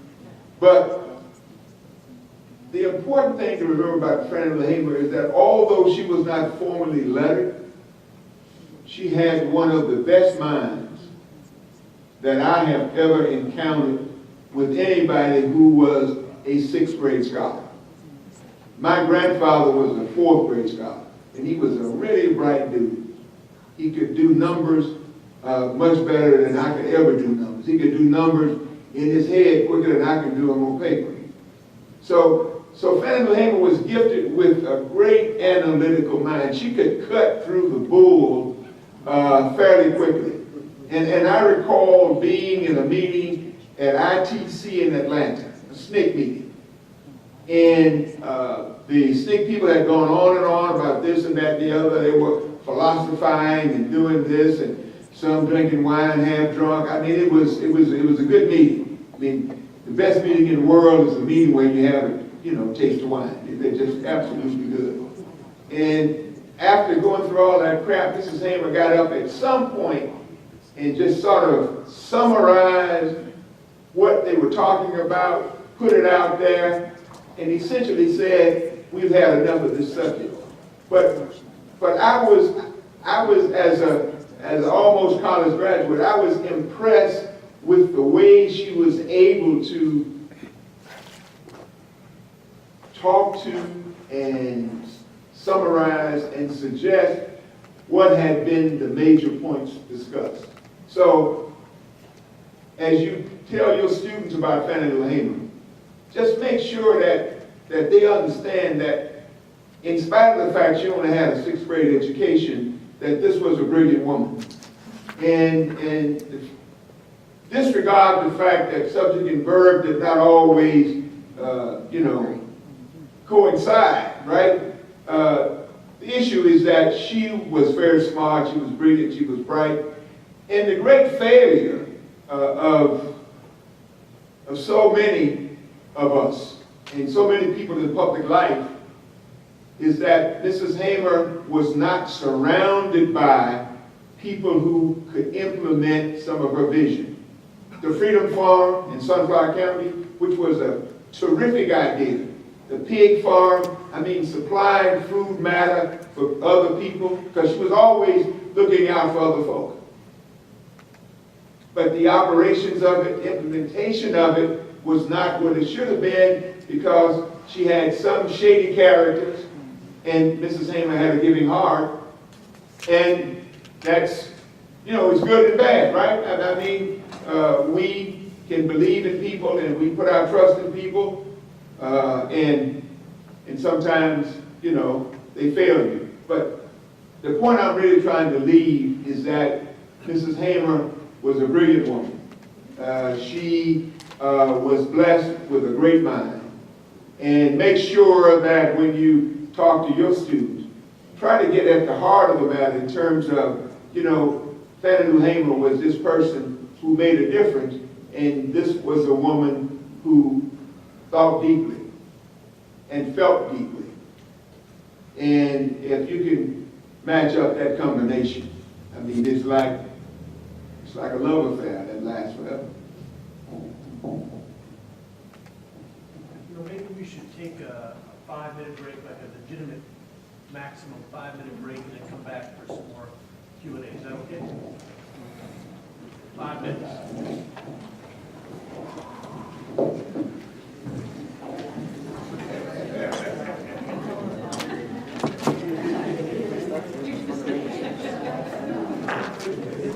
Oh, yeah.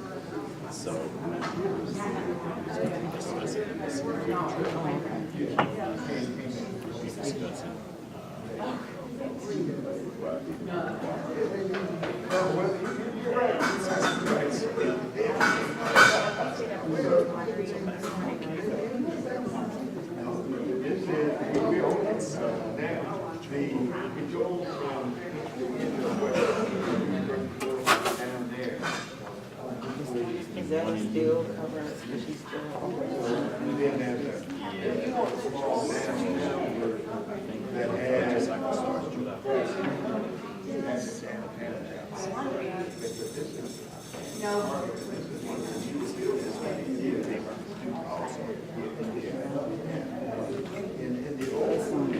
Grace on that.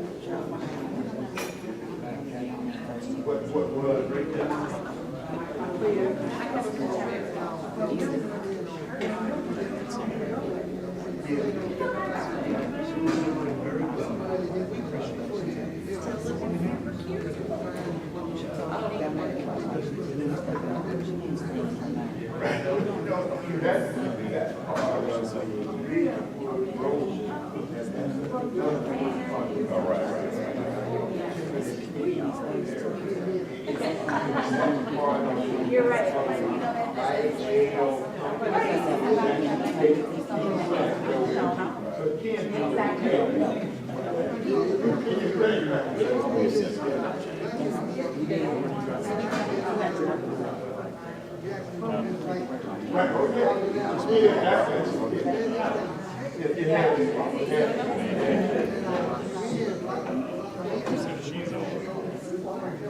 That's right.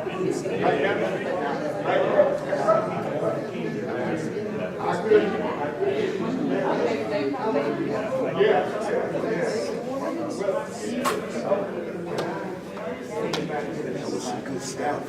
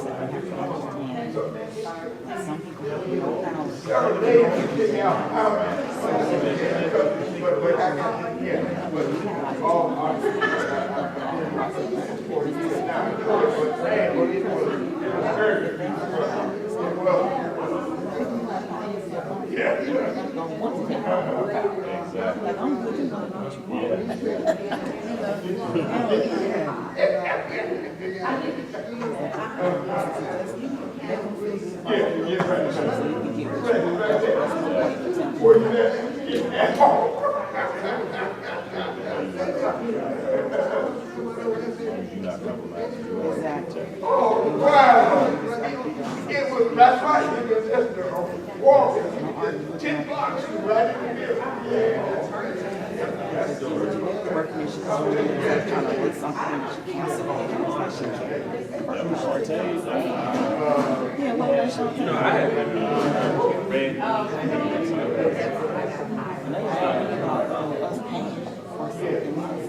but they have.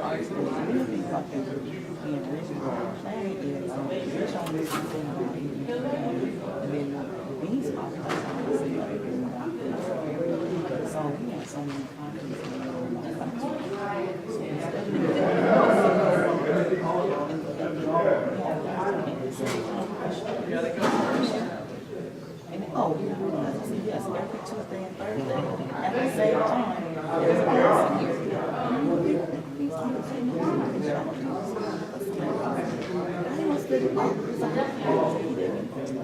I'm sorry, the academics are our first job. I get to teach. That's what you got to do. That's not what we come first. I'm outside.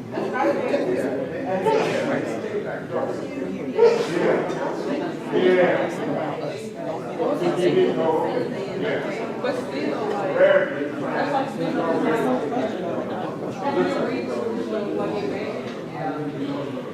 You're right, man. Yeah.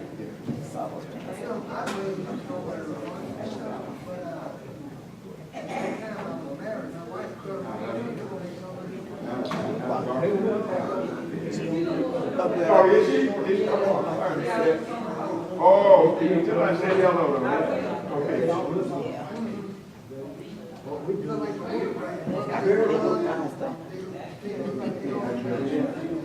Does she? We go play it all.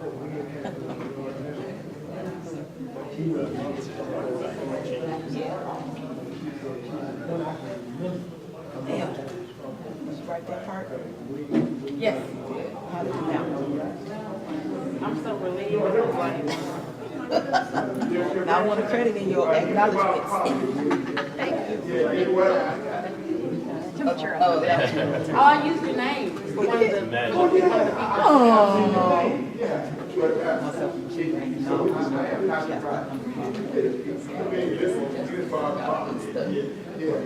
You have no choice. No, not whatsoever. Yeah.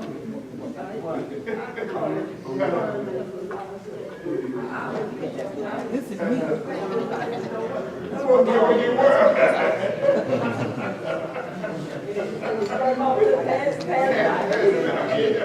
Come on, boy, pass it out.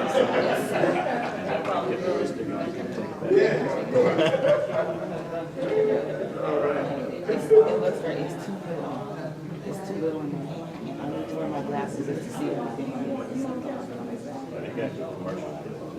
I never.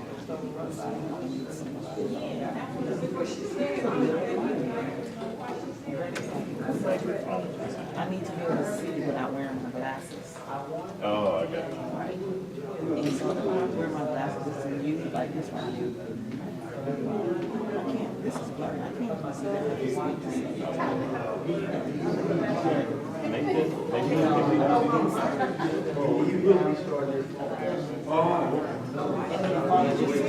It's lightweight. I see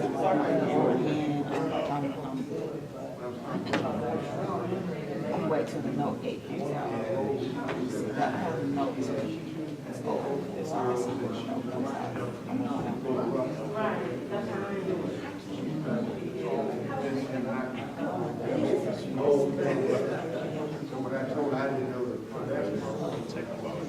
I'm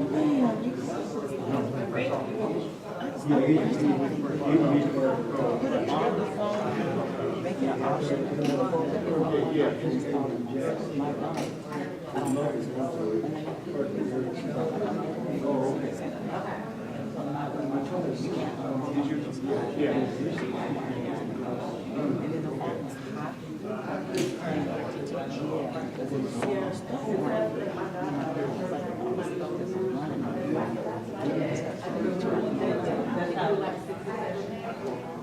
This phone is good.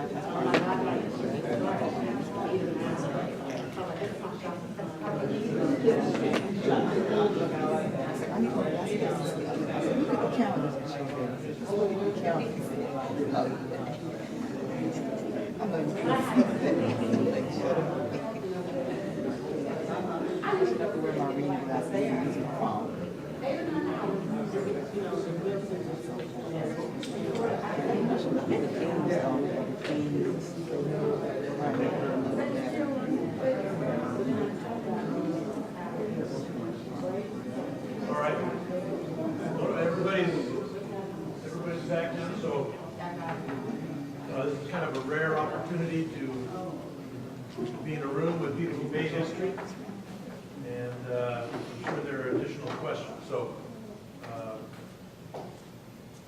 proceed, raise your hand and get the cue. I was wondering, since the MFDP was homegrown, how do you feel about it?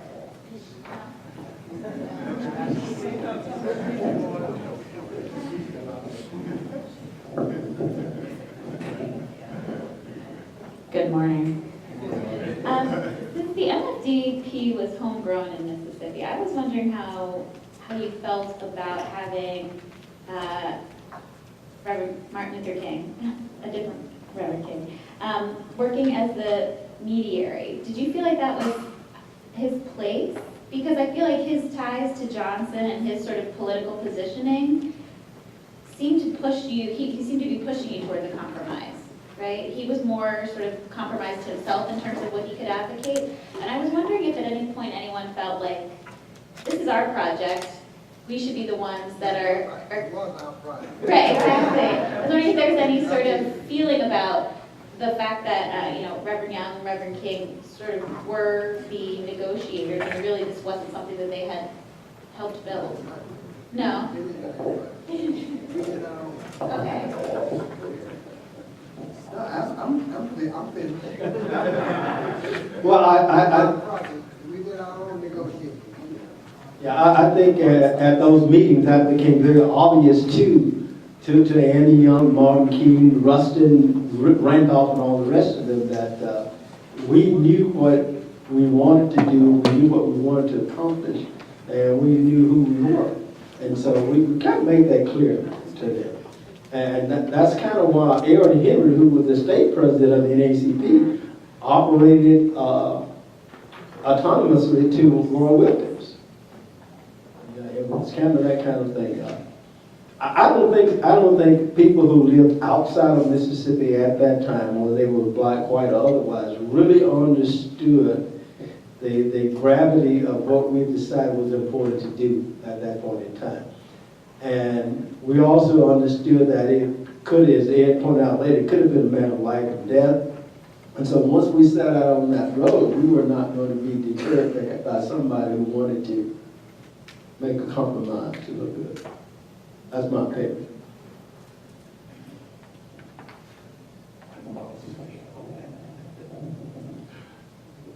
Byron and Walter Reuther and the people like that, all of whom had been told this was the perfect two-vote compromise, the assumption in that world was that bring the right leaders together, those people, those Americans, we'll let them vote every 2 or 3 years, that they will have to follow. Dr. King and Andy, I think, admired us. They had come to work for Freedom Democratic Party earlier in the summer. They had publicly said they would support us. Martin risked his life on a trip to Neshoba County before the bodies were found to speak to people at the church. We need a little humor. Ms. Hamer would find it. We tell you about a meeting with Martin and Beatrice Cole, C-O-L-E, her husband Roosevelt Cole. He was one of the officers of Mount Zion Methodist Church. She was one of the Methodist women leaders who really ran the church and ran the movement. He had been beaten unconscious. We say Klan, but they didn't even wear white robes, although some of them were in police uniform the night they burned the church. The church, this was a week before Freedom Summer started. Dr. King went there to comfort those people and heard the story. And Roosevelt Cole couldn't tell all his story because he was almost dead. His wife saved his life. By the way, do you know who Roosevelt Cole would have been named for? Not Franklin. The man was in his 50s. He was named for Teddy Roosevelt, a progressive Republican on the race issue, God help us, an imperialist on the international issues. Beatrice Cole told us the story, and in the midst of this horrible story, pleading with these white men, fear, fear, fear all around. She thought she would die too. They finally gave up, but they were searching for Freedom Democratic Party literature. And they couldn't find it in the church. They were searching for guns because they assumed all blacks had to have guns. They didn't find any guns. And Mrs. Cole told Dr. King, I'm standing there in awe again. How can I be? This is like a biblical testimony. And she said, and I had my purse, and I had the voter registration literature in my purse. But you know, Dr. King, they don't think a woman can do anything, so they didn't really search me. She'd have been killed if they had found the voter registration literature. But we were afraid. Maybe somebody else can talk about what fear meant, how you got through it. You got through it by prayer. Sometimes you had to laugh at yourself of how afraid you were.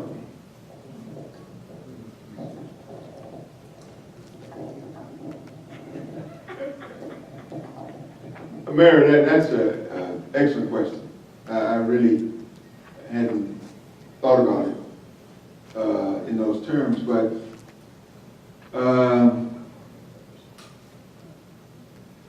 there's a good article in the Journal of Southern History that we're going to copy for everybody, and I can't think of, it was published a couple of, maybe a year and a half ago, but we'll make it available. I'll find it. There's a guy at one of the smaller upstate New York, and right now Michelle has probably found upstate New York campuses that did sort of an analysis of the Freedom Democratic Party delegation. And of course, it was 6 to 8 of us in total with the alternates and delegates. So you would clearly understand that in a delegation at large, you had a variety of people with occupations and levels of education. I was a recent college graduate. This guy here was a junior in college, a sophomore in college. Of course, Cliff was by then the chaplain and a graduate of a college graduate, Ed King. But then you had so many other people who were not college graduates, but who were ministers and who were practitioners, et cetera, and who were school teachers. So with a delegation that size and with the many different views on a whole lot of matters, that would not be one voice. As Cliff pointed out earlier, there were several different voices that were part of the Freedom Democratic Party. So as a college student, as a recent college graduate, I was really, let me just say that I was overwhelmed by being in the presence of Martin Luther King. Let me just be, personally I was, right? I was elected by the delegation as the vice chair of the party. The chair of the party, a guy named Mons Guillot, elected to go to jail for some charge in Hattiesburg. So theoretically, now I'm 23 years old now. I'm 23 years old, just got out of college, spent the summer working for the Freedom Democratic Party in Washington, D.C., primarily lobbying and going to delegations, convincing them that they should support MFDP, and as an advanced person in Atlantic City. So I'm 23 years old, straight out of Mississippi, with a SNCC car between D.C. and Atlantic City. So I'm the advanced person. I'm working with the local chapter of the NAACP in Atlantic City as the advanced person. So when Mrs. Hamer came to Atlantic City to speak before the convention, I was the person helping to set it up, to arrange it. And I was working most of the time with a guy named Charles Sherrod. So we were the advanced people. And I could do the setting up because I had been doing that in college. I mean, I am pretty good at organizing stuff, right? We are here because I said to the group 20 years ago, we ain't gonna do those bibliographies, right? So we're here. So I'm an organizing guy. So I was impressed with King. So there were other people, I'm sure, that were equally as impressed as I was. Ed King knew King, obviously, on the personal level. I did not. But let me get back to my story. My story was that because I was the vice chair, I was a party to a lot of the meetings that Ed described, except I don't remember all the details that he does. And in part because some of the conversation I didn't quite understand. I was 23 years old, although I was a social science graduate, fairly bright guy. But some of the stuff I didn't understand, some of the deal making. But I was in the meetings. I rode in the back of a car with Martin Luther King. We were going to a meeting. I remember being in a meeting where Congressman William Dawson was there. But I'm saying I don't remember all the details. So I'm impressed with King. And I can't give you the sense of the importance of Martin Luther King in 1964. I mean, the average black person in America, I'm sure, felt just like I did about Dr. King. So if Martin Luther King was a part of the conversation, of course I knew Andy Young because I met him years ago and he knew me, right? But Dr. King didn't know me like that.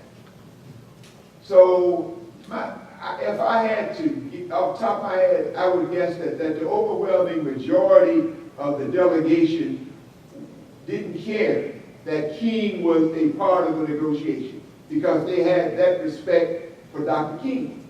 Now, they didn't know that much about, probably didn't know that much about Byron Rustin or Dawson or other people, et cetera, et cetera. But King would have held that kind of esteem in the eyes of the people who were part of the delegation.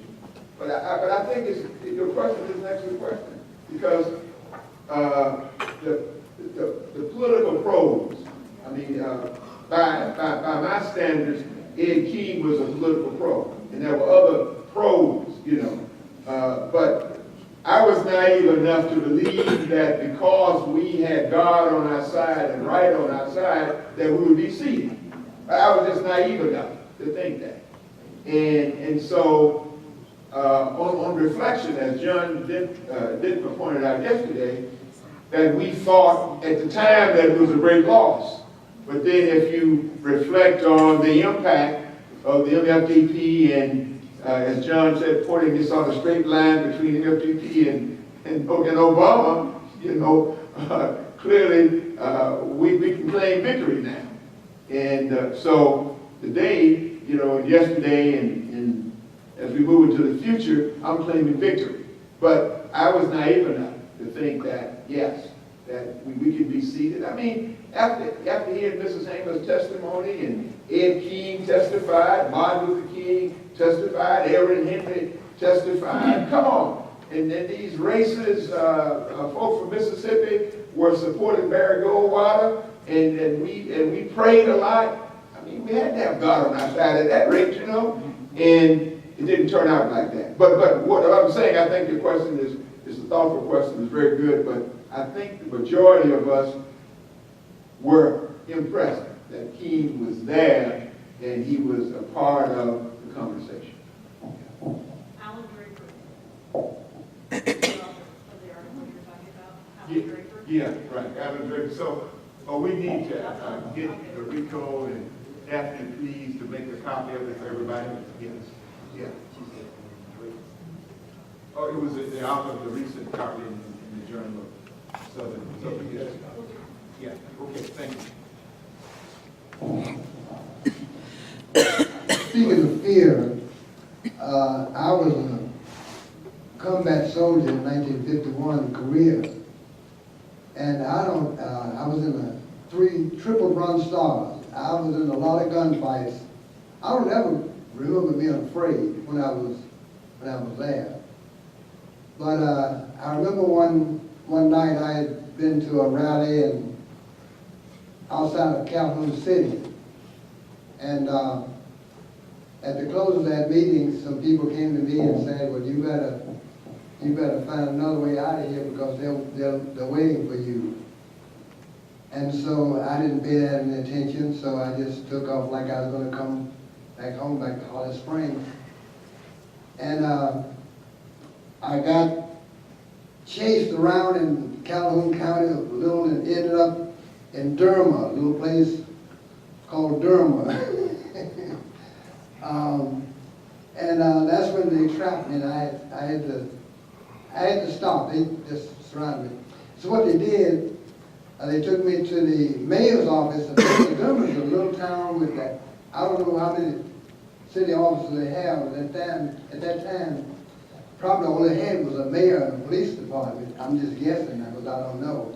But anyway, they took me to the mayor's office, who was also the city judge.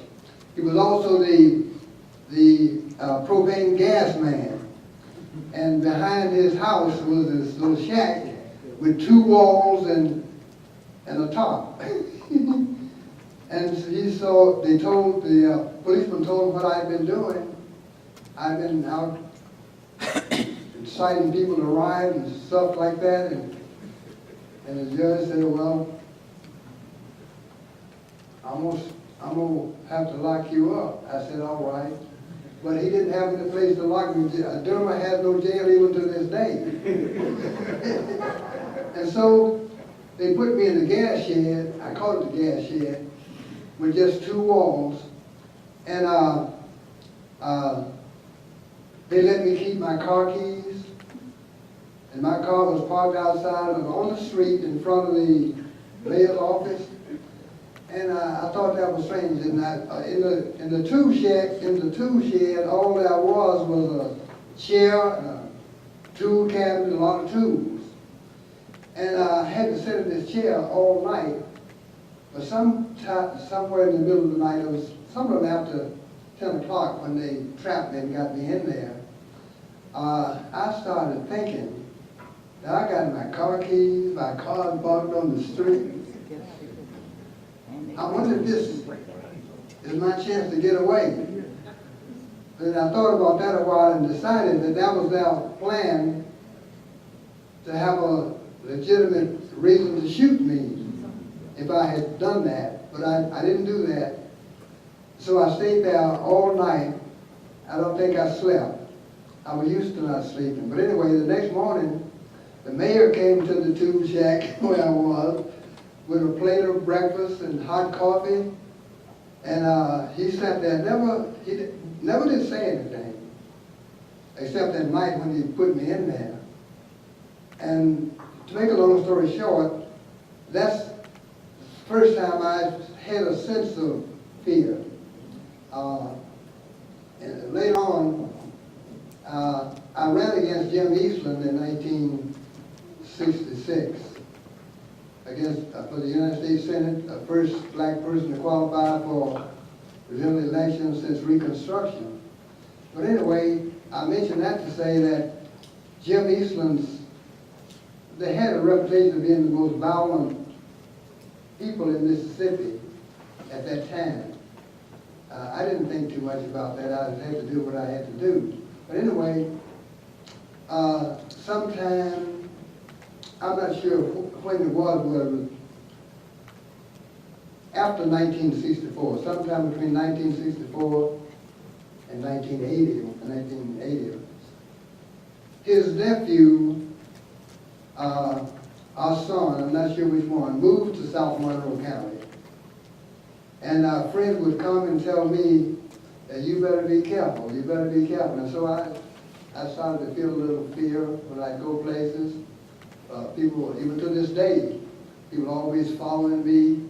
When I go places, I go to the VA hospital. People will follow me there wherever I go. People follow me, so, but I'm over that fear now. I'm old enough to die.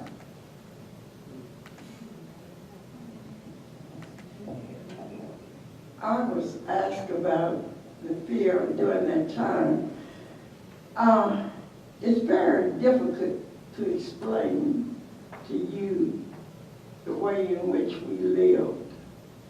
Number one, my home, I had 2 rooms. The living room was dedicated for the male whites.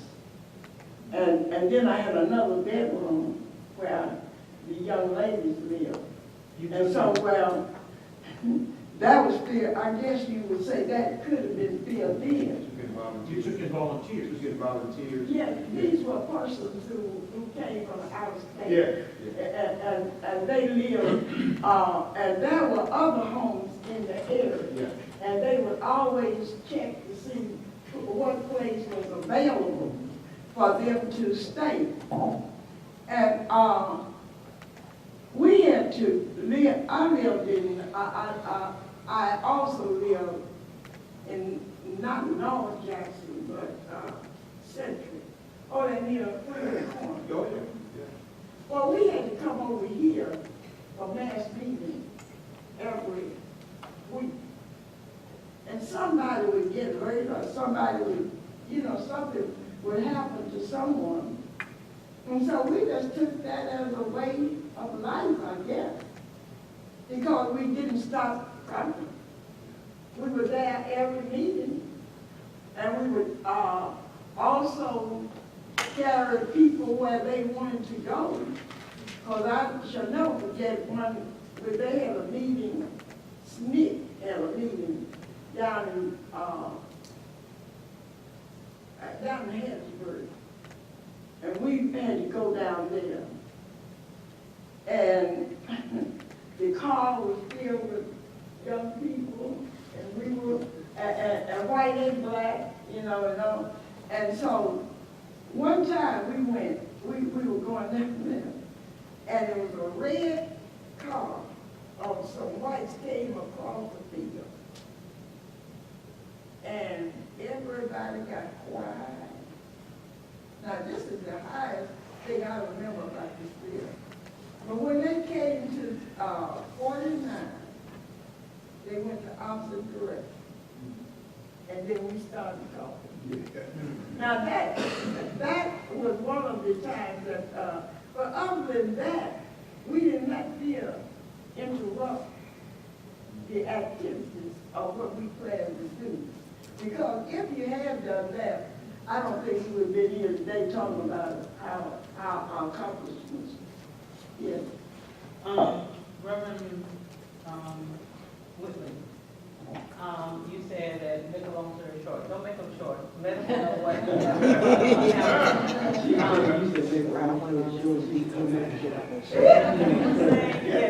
Sure, we want to know.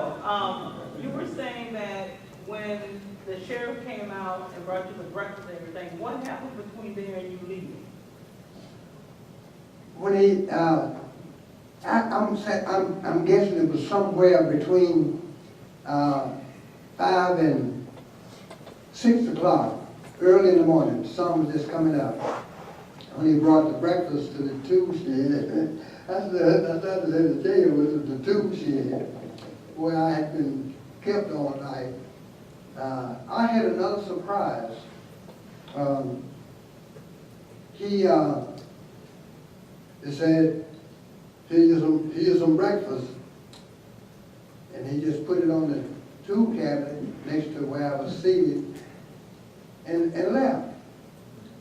Then, I guess maybe a half hour later, he came back to the tube shed where I was and said, you got your keys?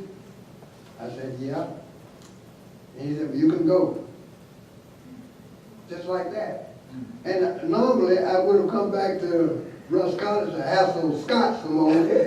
But instead I went to my dad's house, and that is something somebody was talking a few minutes ago about, I think it was Brother Scott, how the older people, at that time I was not much older than Scott, so I didn't think of myself as the older people. But anyway, I experienced the same thing, and some of the old people would advise me and said, you're crazy, and I said, you're probably right, but I'm gonna do it. And they followed. They followed. Even my dad. My mother didn't. She was afraid the whole time. But my dad was right at my back all the time, through it all. I appreciate that. So after you left the tube shed, you went to your dad's home as opposed to going to Russ. Right. To talk with your father? Right.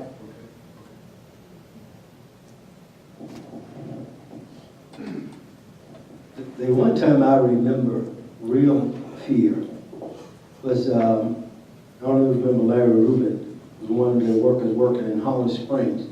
And he had gone downtown Holland Springs to do something. On his way back, passing by the Fitch Texaco station. And the Fish brothers came out and they began to, as folks said, he was yelling and began to whoop up on him like you wouldn't believe. And some of the high school kids saw it. And they went back and gathered up. It must have been 6 or 7 little boys between the ages of 13 and 19. And they showed up and they took the hoses off the gas tank and they was gassing up the whole tarmac at the service station. They were gassing down the walls. Walter Evans and I were passing by and we saw it. We saw Larry and we called Flick Ash. I know you don't know it. Flick Ash was that referred to at that time as the governor of North Mississippi. He was sheriff of Marshall County at the time. And Flick didn't respond. We called the mayor's office, Sam Cookwood, and told him that we were having this new disaster on that inner town and the police didn't come. So Walter and I did what we could do, finally got the boys corralled onto Russ campus, which was about a half block away from the service station, and talked them into going home. And I was hungry. And in those days, for 25 cents, you could go to Parker's on the corner and get a dressed round steak. And if you don't know what that is, that's a bologna sandwich, fried bologna, with lettuce and tomato on it. You can get a dressed round and a big red pop for 25 cents. So Walter and I decided we'd go to Parker's and eat. And then we were sitting there on the counter, and these hands came around me, patting me, and all of my non-violence went away. I stood up in one motion, I smacked with a backhand the hell out of this guy, and looked in his face. He was a white cop with a gun on his side. And I told him, you don't surprise people trying to search them. And he said, he threw up both hands, I never forget this. He said, "Miss, I'm sorry, but they told me to search you." I said, "Well, you better tell whoever told you to search me to go read the Constitution." And so we started out in the place. Mayor Cookwood himself stepped up in the door. And he said, "Search every black SOB in here." And I said, "I'm not going to be searched tonight." And if you remember Parker's, you stepped up off the ground on the step, and he was standing at the top of the step. And he said, "You're not going out of this door." And I took both hands and pumped him in the chest and walked out. Lee Deardorff, bless his heart, Lee Deardorff was hanging on me like a shadow. We walked from Parker's, we walked inside the Russ campus. That was sanctuary in those days. Once you made it inside of the church grounds, that was sanctuary. And there is a memorial thing by midway the campus, center of the campus, to all the former presidents. And Deardorff was looking back and telling me they're going to shoot us. They're going to shoot us. I said, "Nobody's going to shoot us." I just kept walking. And by the time I got to that shrine, fear came, and my legs gave way. I had to crawl the rest of the way. That was frightening. When you reflect back on that, I mean, I invited myself to get shot about 3 times that night. But that was the one time I really, really, really felt fear. And that was after the fact. It was not during the time. I had no notion that he could do anything to me at the time I was in that restaurant. It was only after I had walked that distance and reflected on it that I became afraid at that point. I have this feeling that at least some of you would like more details, but I have, I received treatment for PTSD, and I'm not good with details, only broad outlines.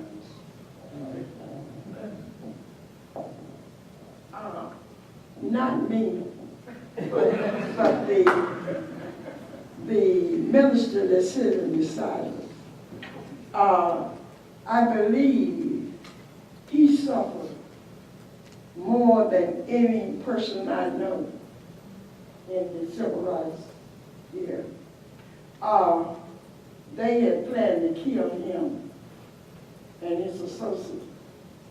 And if you think this is the way he looked when he came out, you're wrong.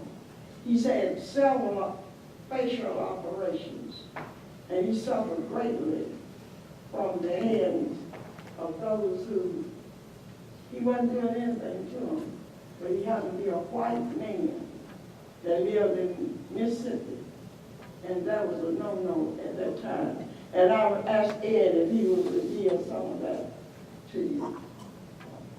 Well, I will, but we'll add some stories about others. Was in an automobile wreck. I've been run off the road several times, as almost everybody I know in SNCC and CORE or MFDP leadership. You never knew when somebody behind you would have 2 trucks and attack. I went through window of the car. The driver was seriously injured. We were both targets. Officially, it was an accident. Who knows? I have an interesting response about it. Details are really unbelievable.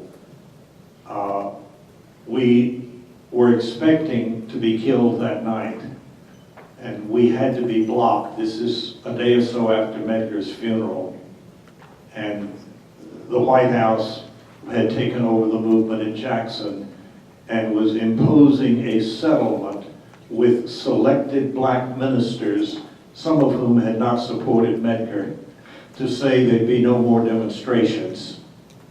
And SNCC and CORE and the Tougaloo students did not even know that the president was talking to the mayor and the attorney general had helped set up a meeting. John Salter and I we found out about this meeting. We thought we were going to be killed that night. We had a few hours. The federal government had said we had to leave Mississippi by 6 o'clock or we would be killed. Federal government didn't say they would kill us. They said those white racists will kill you. You can find people to do it. On the way from the lawyer's office back to Tougaloo College, I have maybe post-stress. Salter, the other guy in the car who was Medgar's chief advisor on strategy. I have a blank in my memory. 50 years ago, I know approximately at which corner I felt there was great danger coming. Police were following us. And then I have a blank for the next 6 to 8, 10 minutes, several miles, to where a car came out of a side street and hit us in traffic.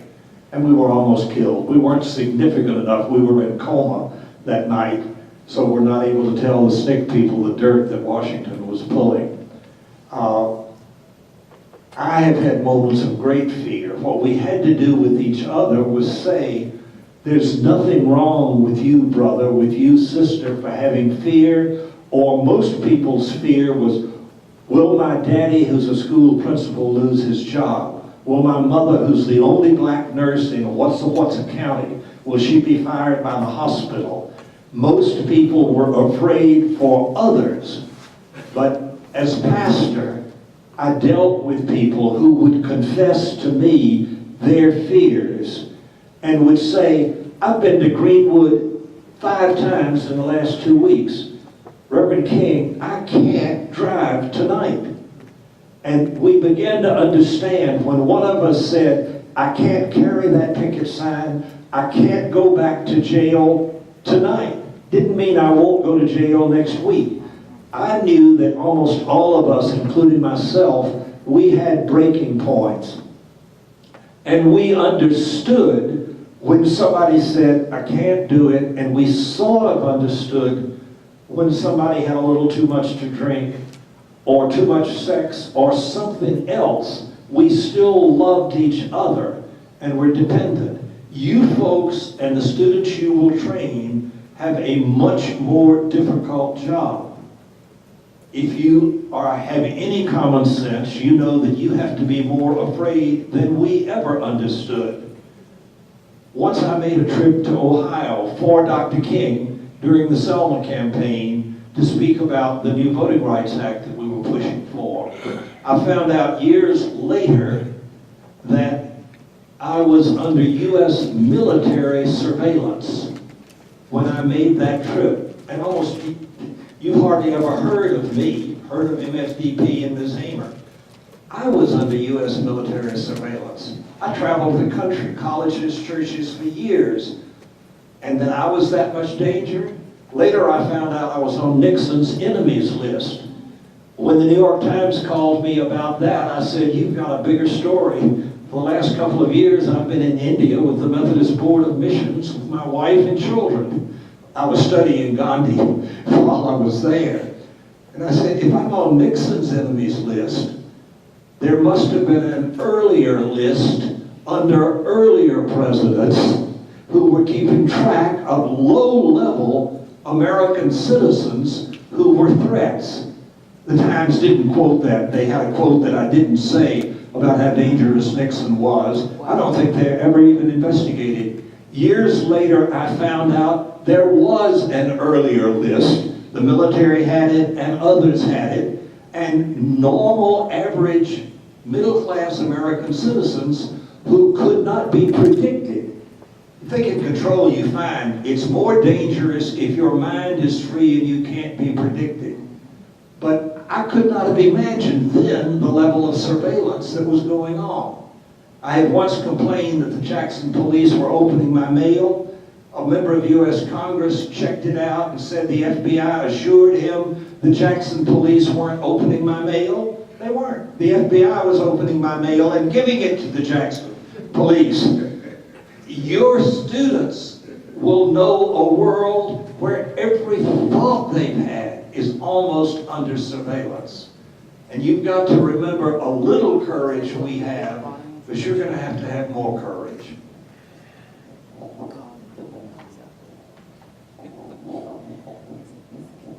On the question of fear, I guess the first time that I had any concern, and I guess I really shouldn't have, but I was taking people to the county courthouse in Holly Springs, Marshall County, to register to vote, and I didn't have a car, so I would primarily borrow sometimes Cliff's car, but I would borrow Mr. Nero's car most of the time. Mr. Nero was sort of the unofficial faculty advisor for the NAACP. He was a retired school teacher who lived in Holly Springs and who worked with us, student leaders and civil rights advocates. So I would borrow Mr. Nero's car. And one day I had 3 people with me. I was a junior by then. And I had been taking people back and forth to the courthouse, but I'd never been confronted by the sheriff. But that day, I had 3 or 4 behind me, and this guy, Flick Ash, who was the sheriff, as I was approaching the northern entrance to the courthouse, he stopped me and stood before me and told me in no uncertain terms. And I was sort of intimidated, quite frankly, because he said, don't you ever come back to this courthouse and don't you ever bring these people to register to vote. Now, on reflection, I felt a bit braver because I had these people behind me, so I had to pretend as if, you know, I was a bad dude. And so I told him that I had, you know, like Scott, I told him I had my constitutional rights and et cetera, et cetera.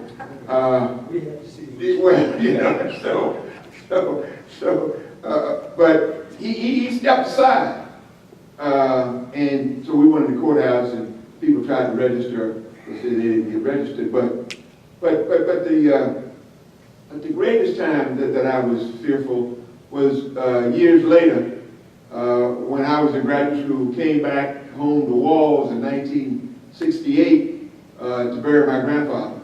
And while there, I was supposed to be studying for my exams, but I got sidetracked. And so I told you we had about 3 stores in Walls. So I mounted a boycott. We visited all the 3 stores and told the store owners that they should hire black people. And, you know, these were like mom and pop operations and, you know, one clerk, but it was always, you know, a white person who owned the store, who worked for the plantation owner. So this was really a plantation town. And so we decided, we organized, again, I'm the organizer, so we organized, and several of us would visit the store owners and say, you know, you should hire. And we had a list of people that we thought they should hire. And during the course of that campaign, boycott, whatever you want to call it, my life was threatened several times. And I didn't grow up in a family that had guns in the house. I mean, I don't own a gun now, quite frankly. And I think I've maybe shot a gun in all of my history of my life. Maybe I've shot a gun twice in my life. So, but I grew up with guys who knew how to hunt, went hunting, and for about 2 weeks, those guys had to provide watch at the house, my grandfather's house that I was living in, and that caused me some trepidation because they were there in the evening time all night, but they knew how to shoot.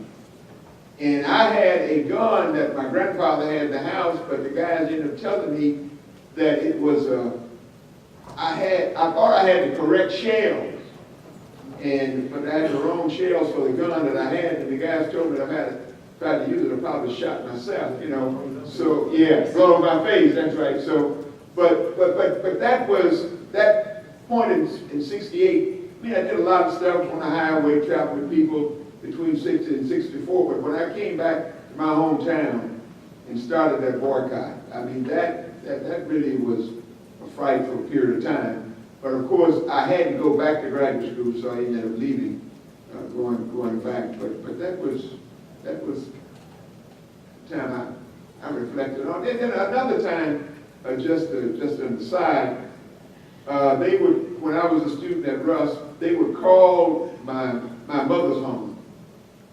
And that really bothered me because they would threaten her, but my mother was absolutely, she didn't take no, yeah, she was tough. And my grandfather was very supportive, quiet spoken, but my mother would tell him where to get off. And I told her that maybe she shouldn't exactly talk like that. I mean, just, you know, but she didn't listen to me. But she just said that they were not going to frighten her. And I was fearful for her because she was in the town and they were calling the house on a fairly regular basis. But she didn't back down. So, but God bless her soul. Good morning. First of all, I want to thank you very much. It is an honor and a privilege to have you here with us, and especially with a female on the panel. We don't often get, we got to hear the side where women were active in the movement and the things that they went through, and just the general experience or how you were treated or what kind of things that you were asked to do. So if you could elaborate, and since you did say you could go into detail, if you could go into detail, that'd be great. Yes, the one thing I know, when we were going to Atlantic City for the Freedom Summer, prior to the Spring Summer, I left, let me see, I had about 3 kids, and my husband was there keeping them. And I'll tell you, he had a kind of attitude that most people liked, and they thought he was so nice, and they couldn't understand him, you know, because he was so dumb and everything. They called him and told him that I was dead, and they wanted to know what fuel home to bring my body. And I think that was one of the most things that happened. And so, but he said he had seen me on TV prior to that, you know. But it's hard. Prior to your death. Prior to your death. That's right, that's right. And so that was one of the things that we suffered, you know, he suffered from. But as a female, I forgot that I was a female.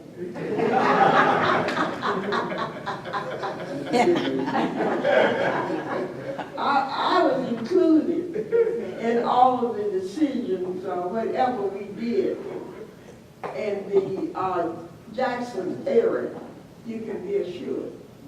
And that we had a number of people who were willing to participate and respect us, the Sanders family, as being persons who were willing to give to the community.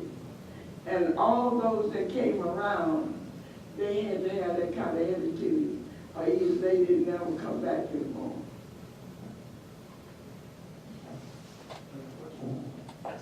The other thing, I don't think anywhere I ever worked in that period of time that there was not a lot of women leadership in the movement. I mean, they were like the backbone of what we did. Okay. Oh, well, this is a little off the topic. I was wondering, I know you mentioned Senator Eastland. Any commentary or remarks about Senator Stennis? She said, we spoke about Senator Eastland. Are there any remarks or any commentary about Senator Stennis? I have something about Jamie Whit, but not Stennis. Okay. I know Ed probably has something about Stennis. At that time, Stennis and Eastland were the kingpins of Mississippi politics, and that's about all I know. I don't like either one of them.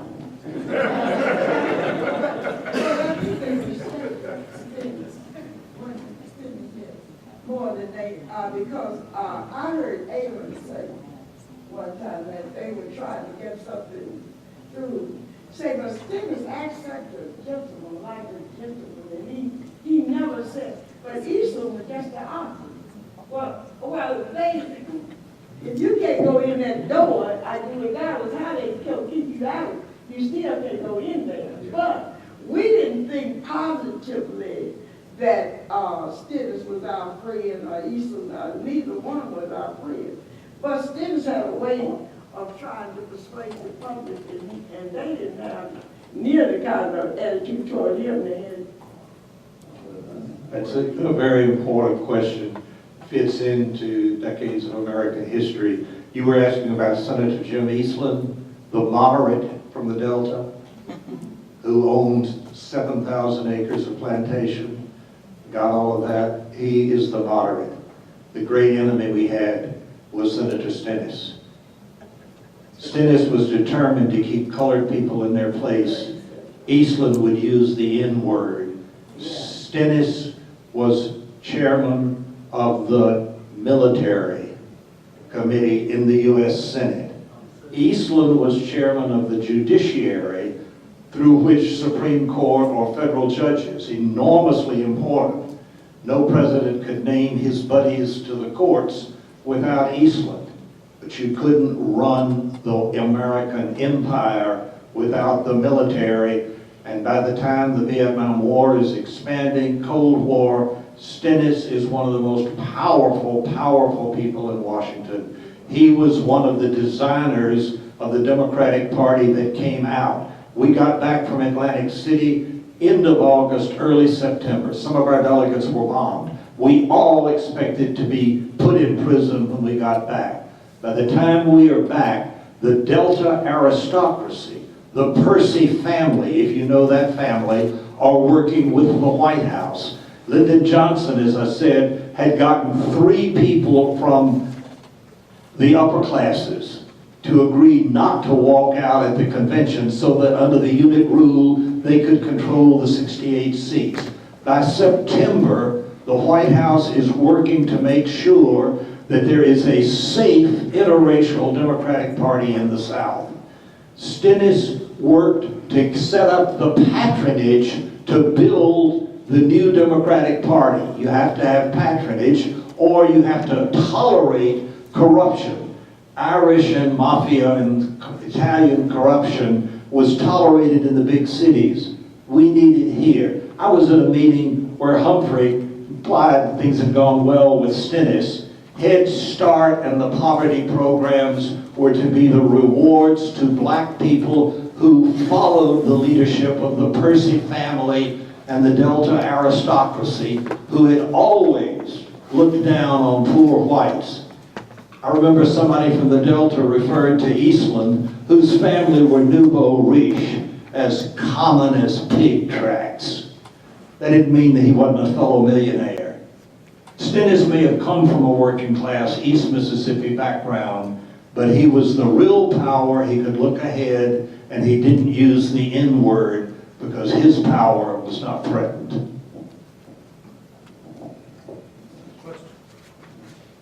I have a question. You mentioned that Pat Brown was key to the pass back the badges routine. Can you guys say anything more about the role of Pat Brown in California? The governor of California? Yeah. Who went to prison in Clarksdale? Yeah, talk a little bit more The about current governor His was father. a volunteer here and went to prison in Clarksdale. Not well known, he's never bragged about it later. His father was one of the great liberals. When the showdown finally came at the convention, some of the California people sent us their badges. Most of the California people followed the White House and did not. And the California delegation went back on its pledge to support us when we asked for open debate at the convention. We were not even asking that we be voted on yet. We are asking that a minority report, which California wouldn't support, had promised us they would, a minority report would have let the convention, with all the American people watching, debate, not just does the MFDP take 2 seats as a crumb or replace or merge. That debate could not be allowed in America. One more reason we had to be stopped. I don't know where the son was. He was arrested here in '61. We had volunteers before Freedom Summer. You may have heard of another person in the civil rights movement who never got to Mississippi, but his name is Sanders, and he was arrested as a SNCC worker and corps worker at the University of Chicago. He didn't have to come in Freedom Summer because he had already served his prison time. But the National Democratic Party would not allow a fair election. Can you say anything more about when Jerry Brown was arrested in '61? It was with Aaron Henry, and that was one of the few places where you could have work going on. I think it was the same time SNCC had begun work in '61 in Macomb, and most of the attention goes there. But Aaron was on the board of SCLC, very close to Martin, and Aaron admired what the students had done in the sit-ins. And I lost the author, there is a book out now about the Clarksdale movement, but they had built up contacts. The Klan was not strong there, and Aaron was experimenting with what could be done. And this was one of the volunteers that summer. Yeah, I just have a very general question, and that is, we're coming from all over the United States and from different institutions and different disciplines, but if there's one thing that you would hope that we would take with us back to our classrooms or do at our institutions, I'd like you to speak to that a little bit. Somebody else, I've just been talking. Well, one takeaway that I'd like for you to have, that it did not end in 1964, 1968. The struggle continued. As a matter of fact, when we got back from the convention, we'd all been indicted because we had violated the Constitution of the United States by having a party with the name Democratic in it. And you violate somebody's Constitution, that's a reason to be charged with treason. But as the story continued, it did not end there. There were so many other things that had to be done, not only in terms of politics, but in terms of religion. It was in 1968 that the Methodist Episcopal Church and the Evangelical Brethren Church were talking about merging to form the United Methodist Church, but at the same time, the Methodist Episcopal Church had a central jurisdiction where all of the black Methodists met and elected their own bishops. And a group grew out of that. Some of them had been civil rights workers, called BMCOR, Black Methods for Church Renewal. And they insisted that at that point, the Methodist Church had to be integrated at every level. So in 1968, that happened also in the state of Mississippi. The two Mississippi conferences, there were 4 Methodist conferences in Mississippi. It was in one of them. You was in the Mississippi Conference, right? There were 4 conferences at the time. Mississippi Conference and the North Mississippi Conference, the Upper Mississippi Conference, and one was black and one was white. In 1968, we merged those into 2, the North Mississippi Conference and the Mississippi Conference. And that movement did not finish until the 1980s, 1988. And so as a consequence of that, the movement continued in different aspects. It's not in it yet because Donald Trump pulled back the blanket on a lot of stuff we thought we had accomplished. And he moved that sheet back and we said, whoa, it's still there. And so you still have a job to do because this is unfinished business. We have a serious problem with racism in this country. I felt that a lot of things had changed. The church elected me as the lay leader of the conference. I did that for 8 years, and chaired the council of ministers, did all of that kind of stuff. Taught at Ole Miss 25 years. But then Donald Trump pops up, and we realize that there's a lot of things that we still need to work on. So the takeaway would be your students to that. This is the history.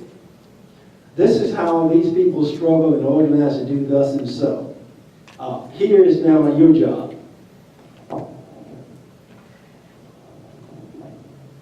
Well, as a college professor, obviously, with what we've been doing here, I hope that all of you take away the message that the movement in Mississippi and across America was made by ordinary people. I just hope that you would lift up the names of the unknown heroes and sheroes of the movement. The Amsey Moores of the world, the W. Hudsons of the world, the Hazel Palmers of the world. I just hope that you would dig deeply and try to make sure that you provide that information for your students, that these ordinary, local people help to change America. So we can do that. We have the names of every MFDP delegate in our little book, and they tried relentlessly to have us remove that document. Why is that in there? Why do you have the names of those delegates in there? That was the hardest document to keep in the book. So your names are all in the little book that I created. And to say exactly that these people made history. Everybody there risked their lives. I mean, if you were elected a delegate, served as a delegate in Atlantic City, you had a target on your back. The publishers wanted it. They didn't know why we had it in there. And we insisted. Yeah. We insisted. In in 1966, I sued in behalf of myself,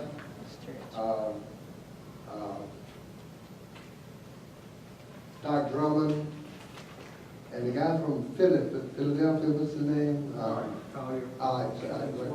Creighton Collier, sued the state of Mississippi, Governor John Bell Williams, Hubert Ladner, Secretary of State, Election Commission, and as a result of that lawsuit, well, first of all, it came about because we had been given a runaround as to how many signatories we needed to qualify in the election. At first we were told it was 300. When we got 300, all of a sudden it went to 600. From 600 to 6,000. And so that was a part of the basis for the lawsuit against them, and the poll tax was included in the lawsuit. The election, the entire election commission, all of the election laws. And so, as a consequence of that suit, let me just throw in also in 1966, I ran in the Democratic primary against Jim Eastland, and did good. Didn't get elected, I didn't want to. But anyway, we decided that I should run again. By our figures, we ended up with what, 7,000-8,000 votes, but in the Clarion Ledger, I think voted 28,000. So we thought it was a victory, in a sense. But anyway, we felt that we needed to run again in the November general election as an independent, which we did. But we had to sue to do that. And as a consequence of that lawsuit, rulings of the U.S. Supreme Court leading up to the decision of the U.S. Supreme Court, we won the lawsuit eventually, but we won little steps as we went along, voting rights. To make a long story short, the lawsuit sort of opened up the political process nationwide for black candidates. At that time, 1964, I think there were, what, 4 federally elected, black people elected to federal office. 4, California, Michigan, Illinois, and New York. That's all. As a consequence, by 1968, the Democratic National Convention 1968, we had a flood of delegates. Even Charles Evans got elected in Mississippi. A flood of delegates started to get elected, run and get elected in states across the entire United States. But that lawsuit and rulings leading up to the final conclusion of that lawsuit opened up the political process, got away with the poll tax, and at the same time there were lawsuits going on in Alabama, Georgia, South Carolina in particular, these states. I think some in Louisiana was there, but the most important states were Mississippi, Alabama, Georgia, and South Carolina. And as a consequence of those lawsuits, the poll tax was attacked and done away with largely. The political process was opened up, and we saw a flood tide of black candidates running in Mississippi, all across the South and all across the United States. And subsequently, many got elected.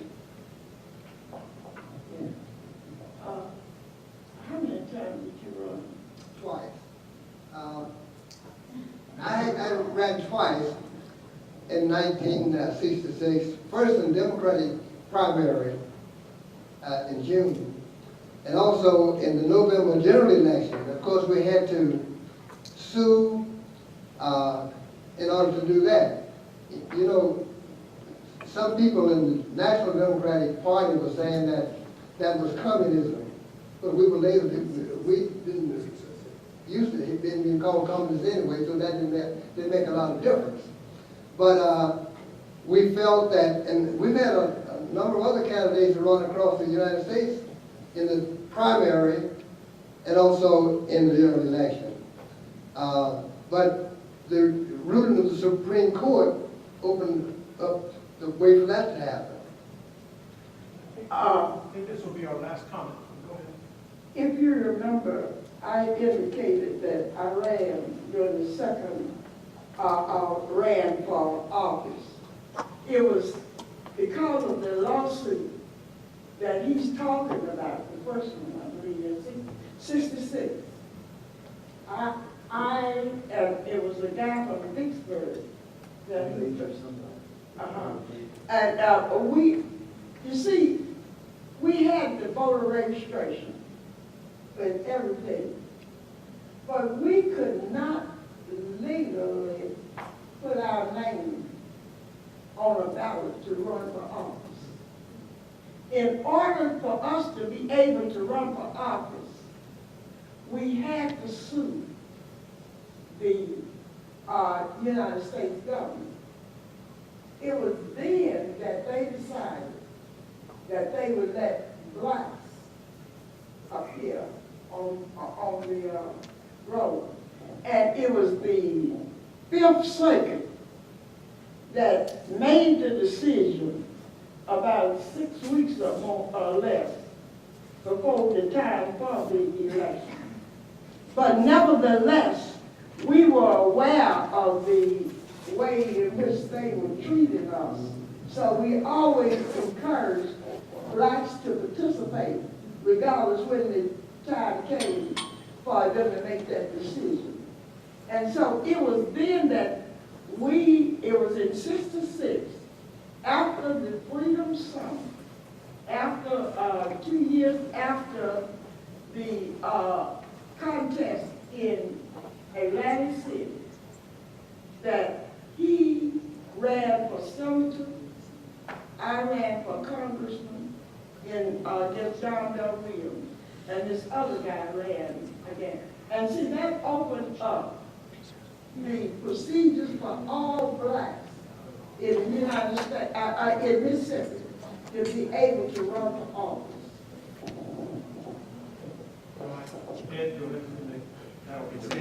Something that was not said, Dr. Scott.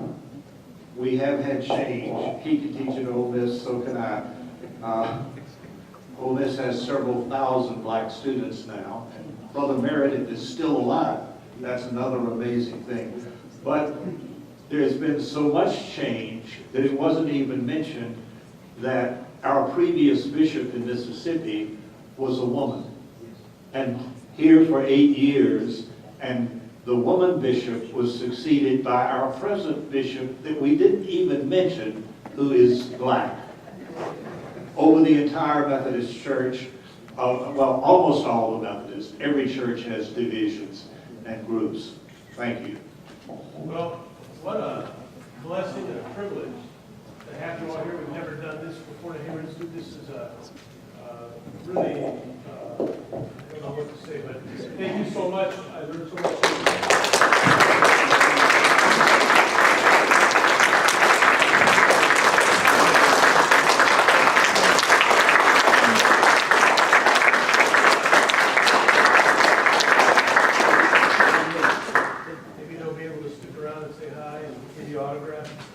What time do we reassemble? Because I think the afternoon. 1:30.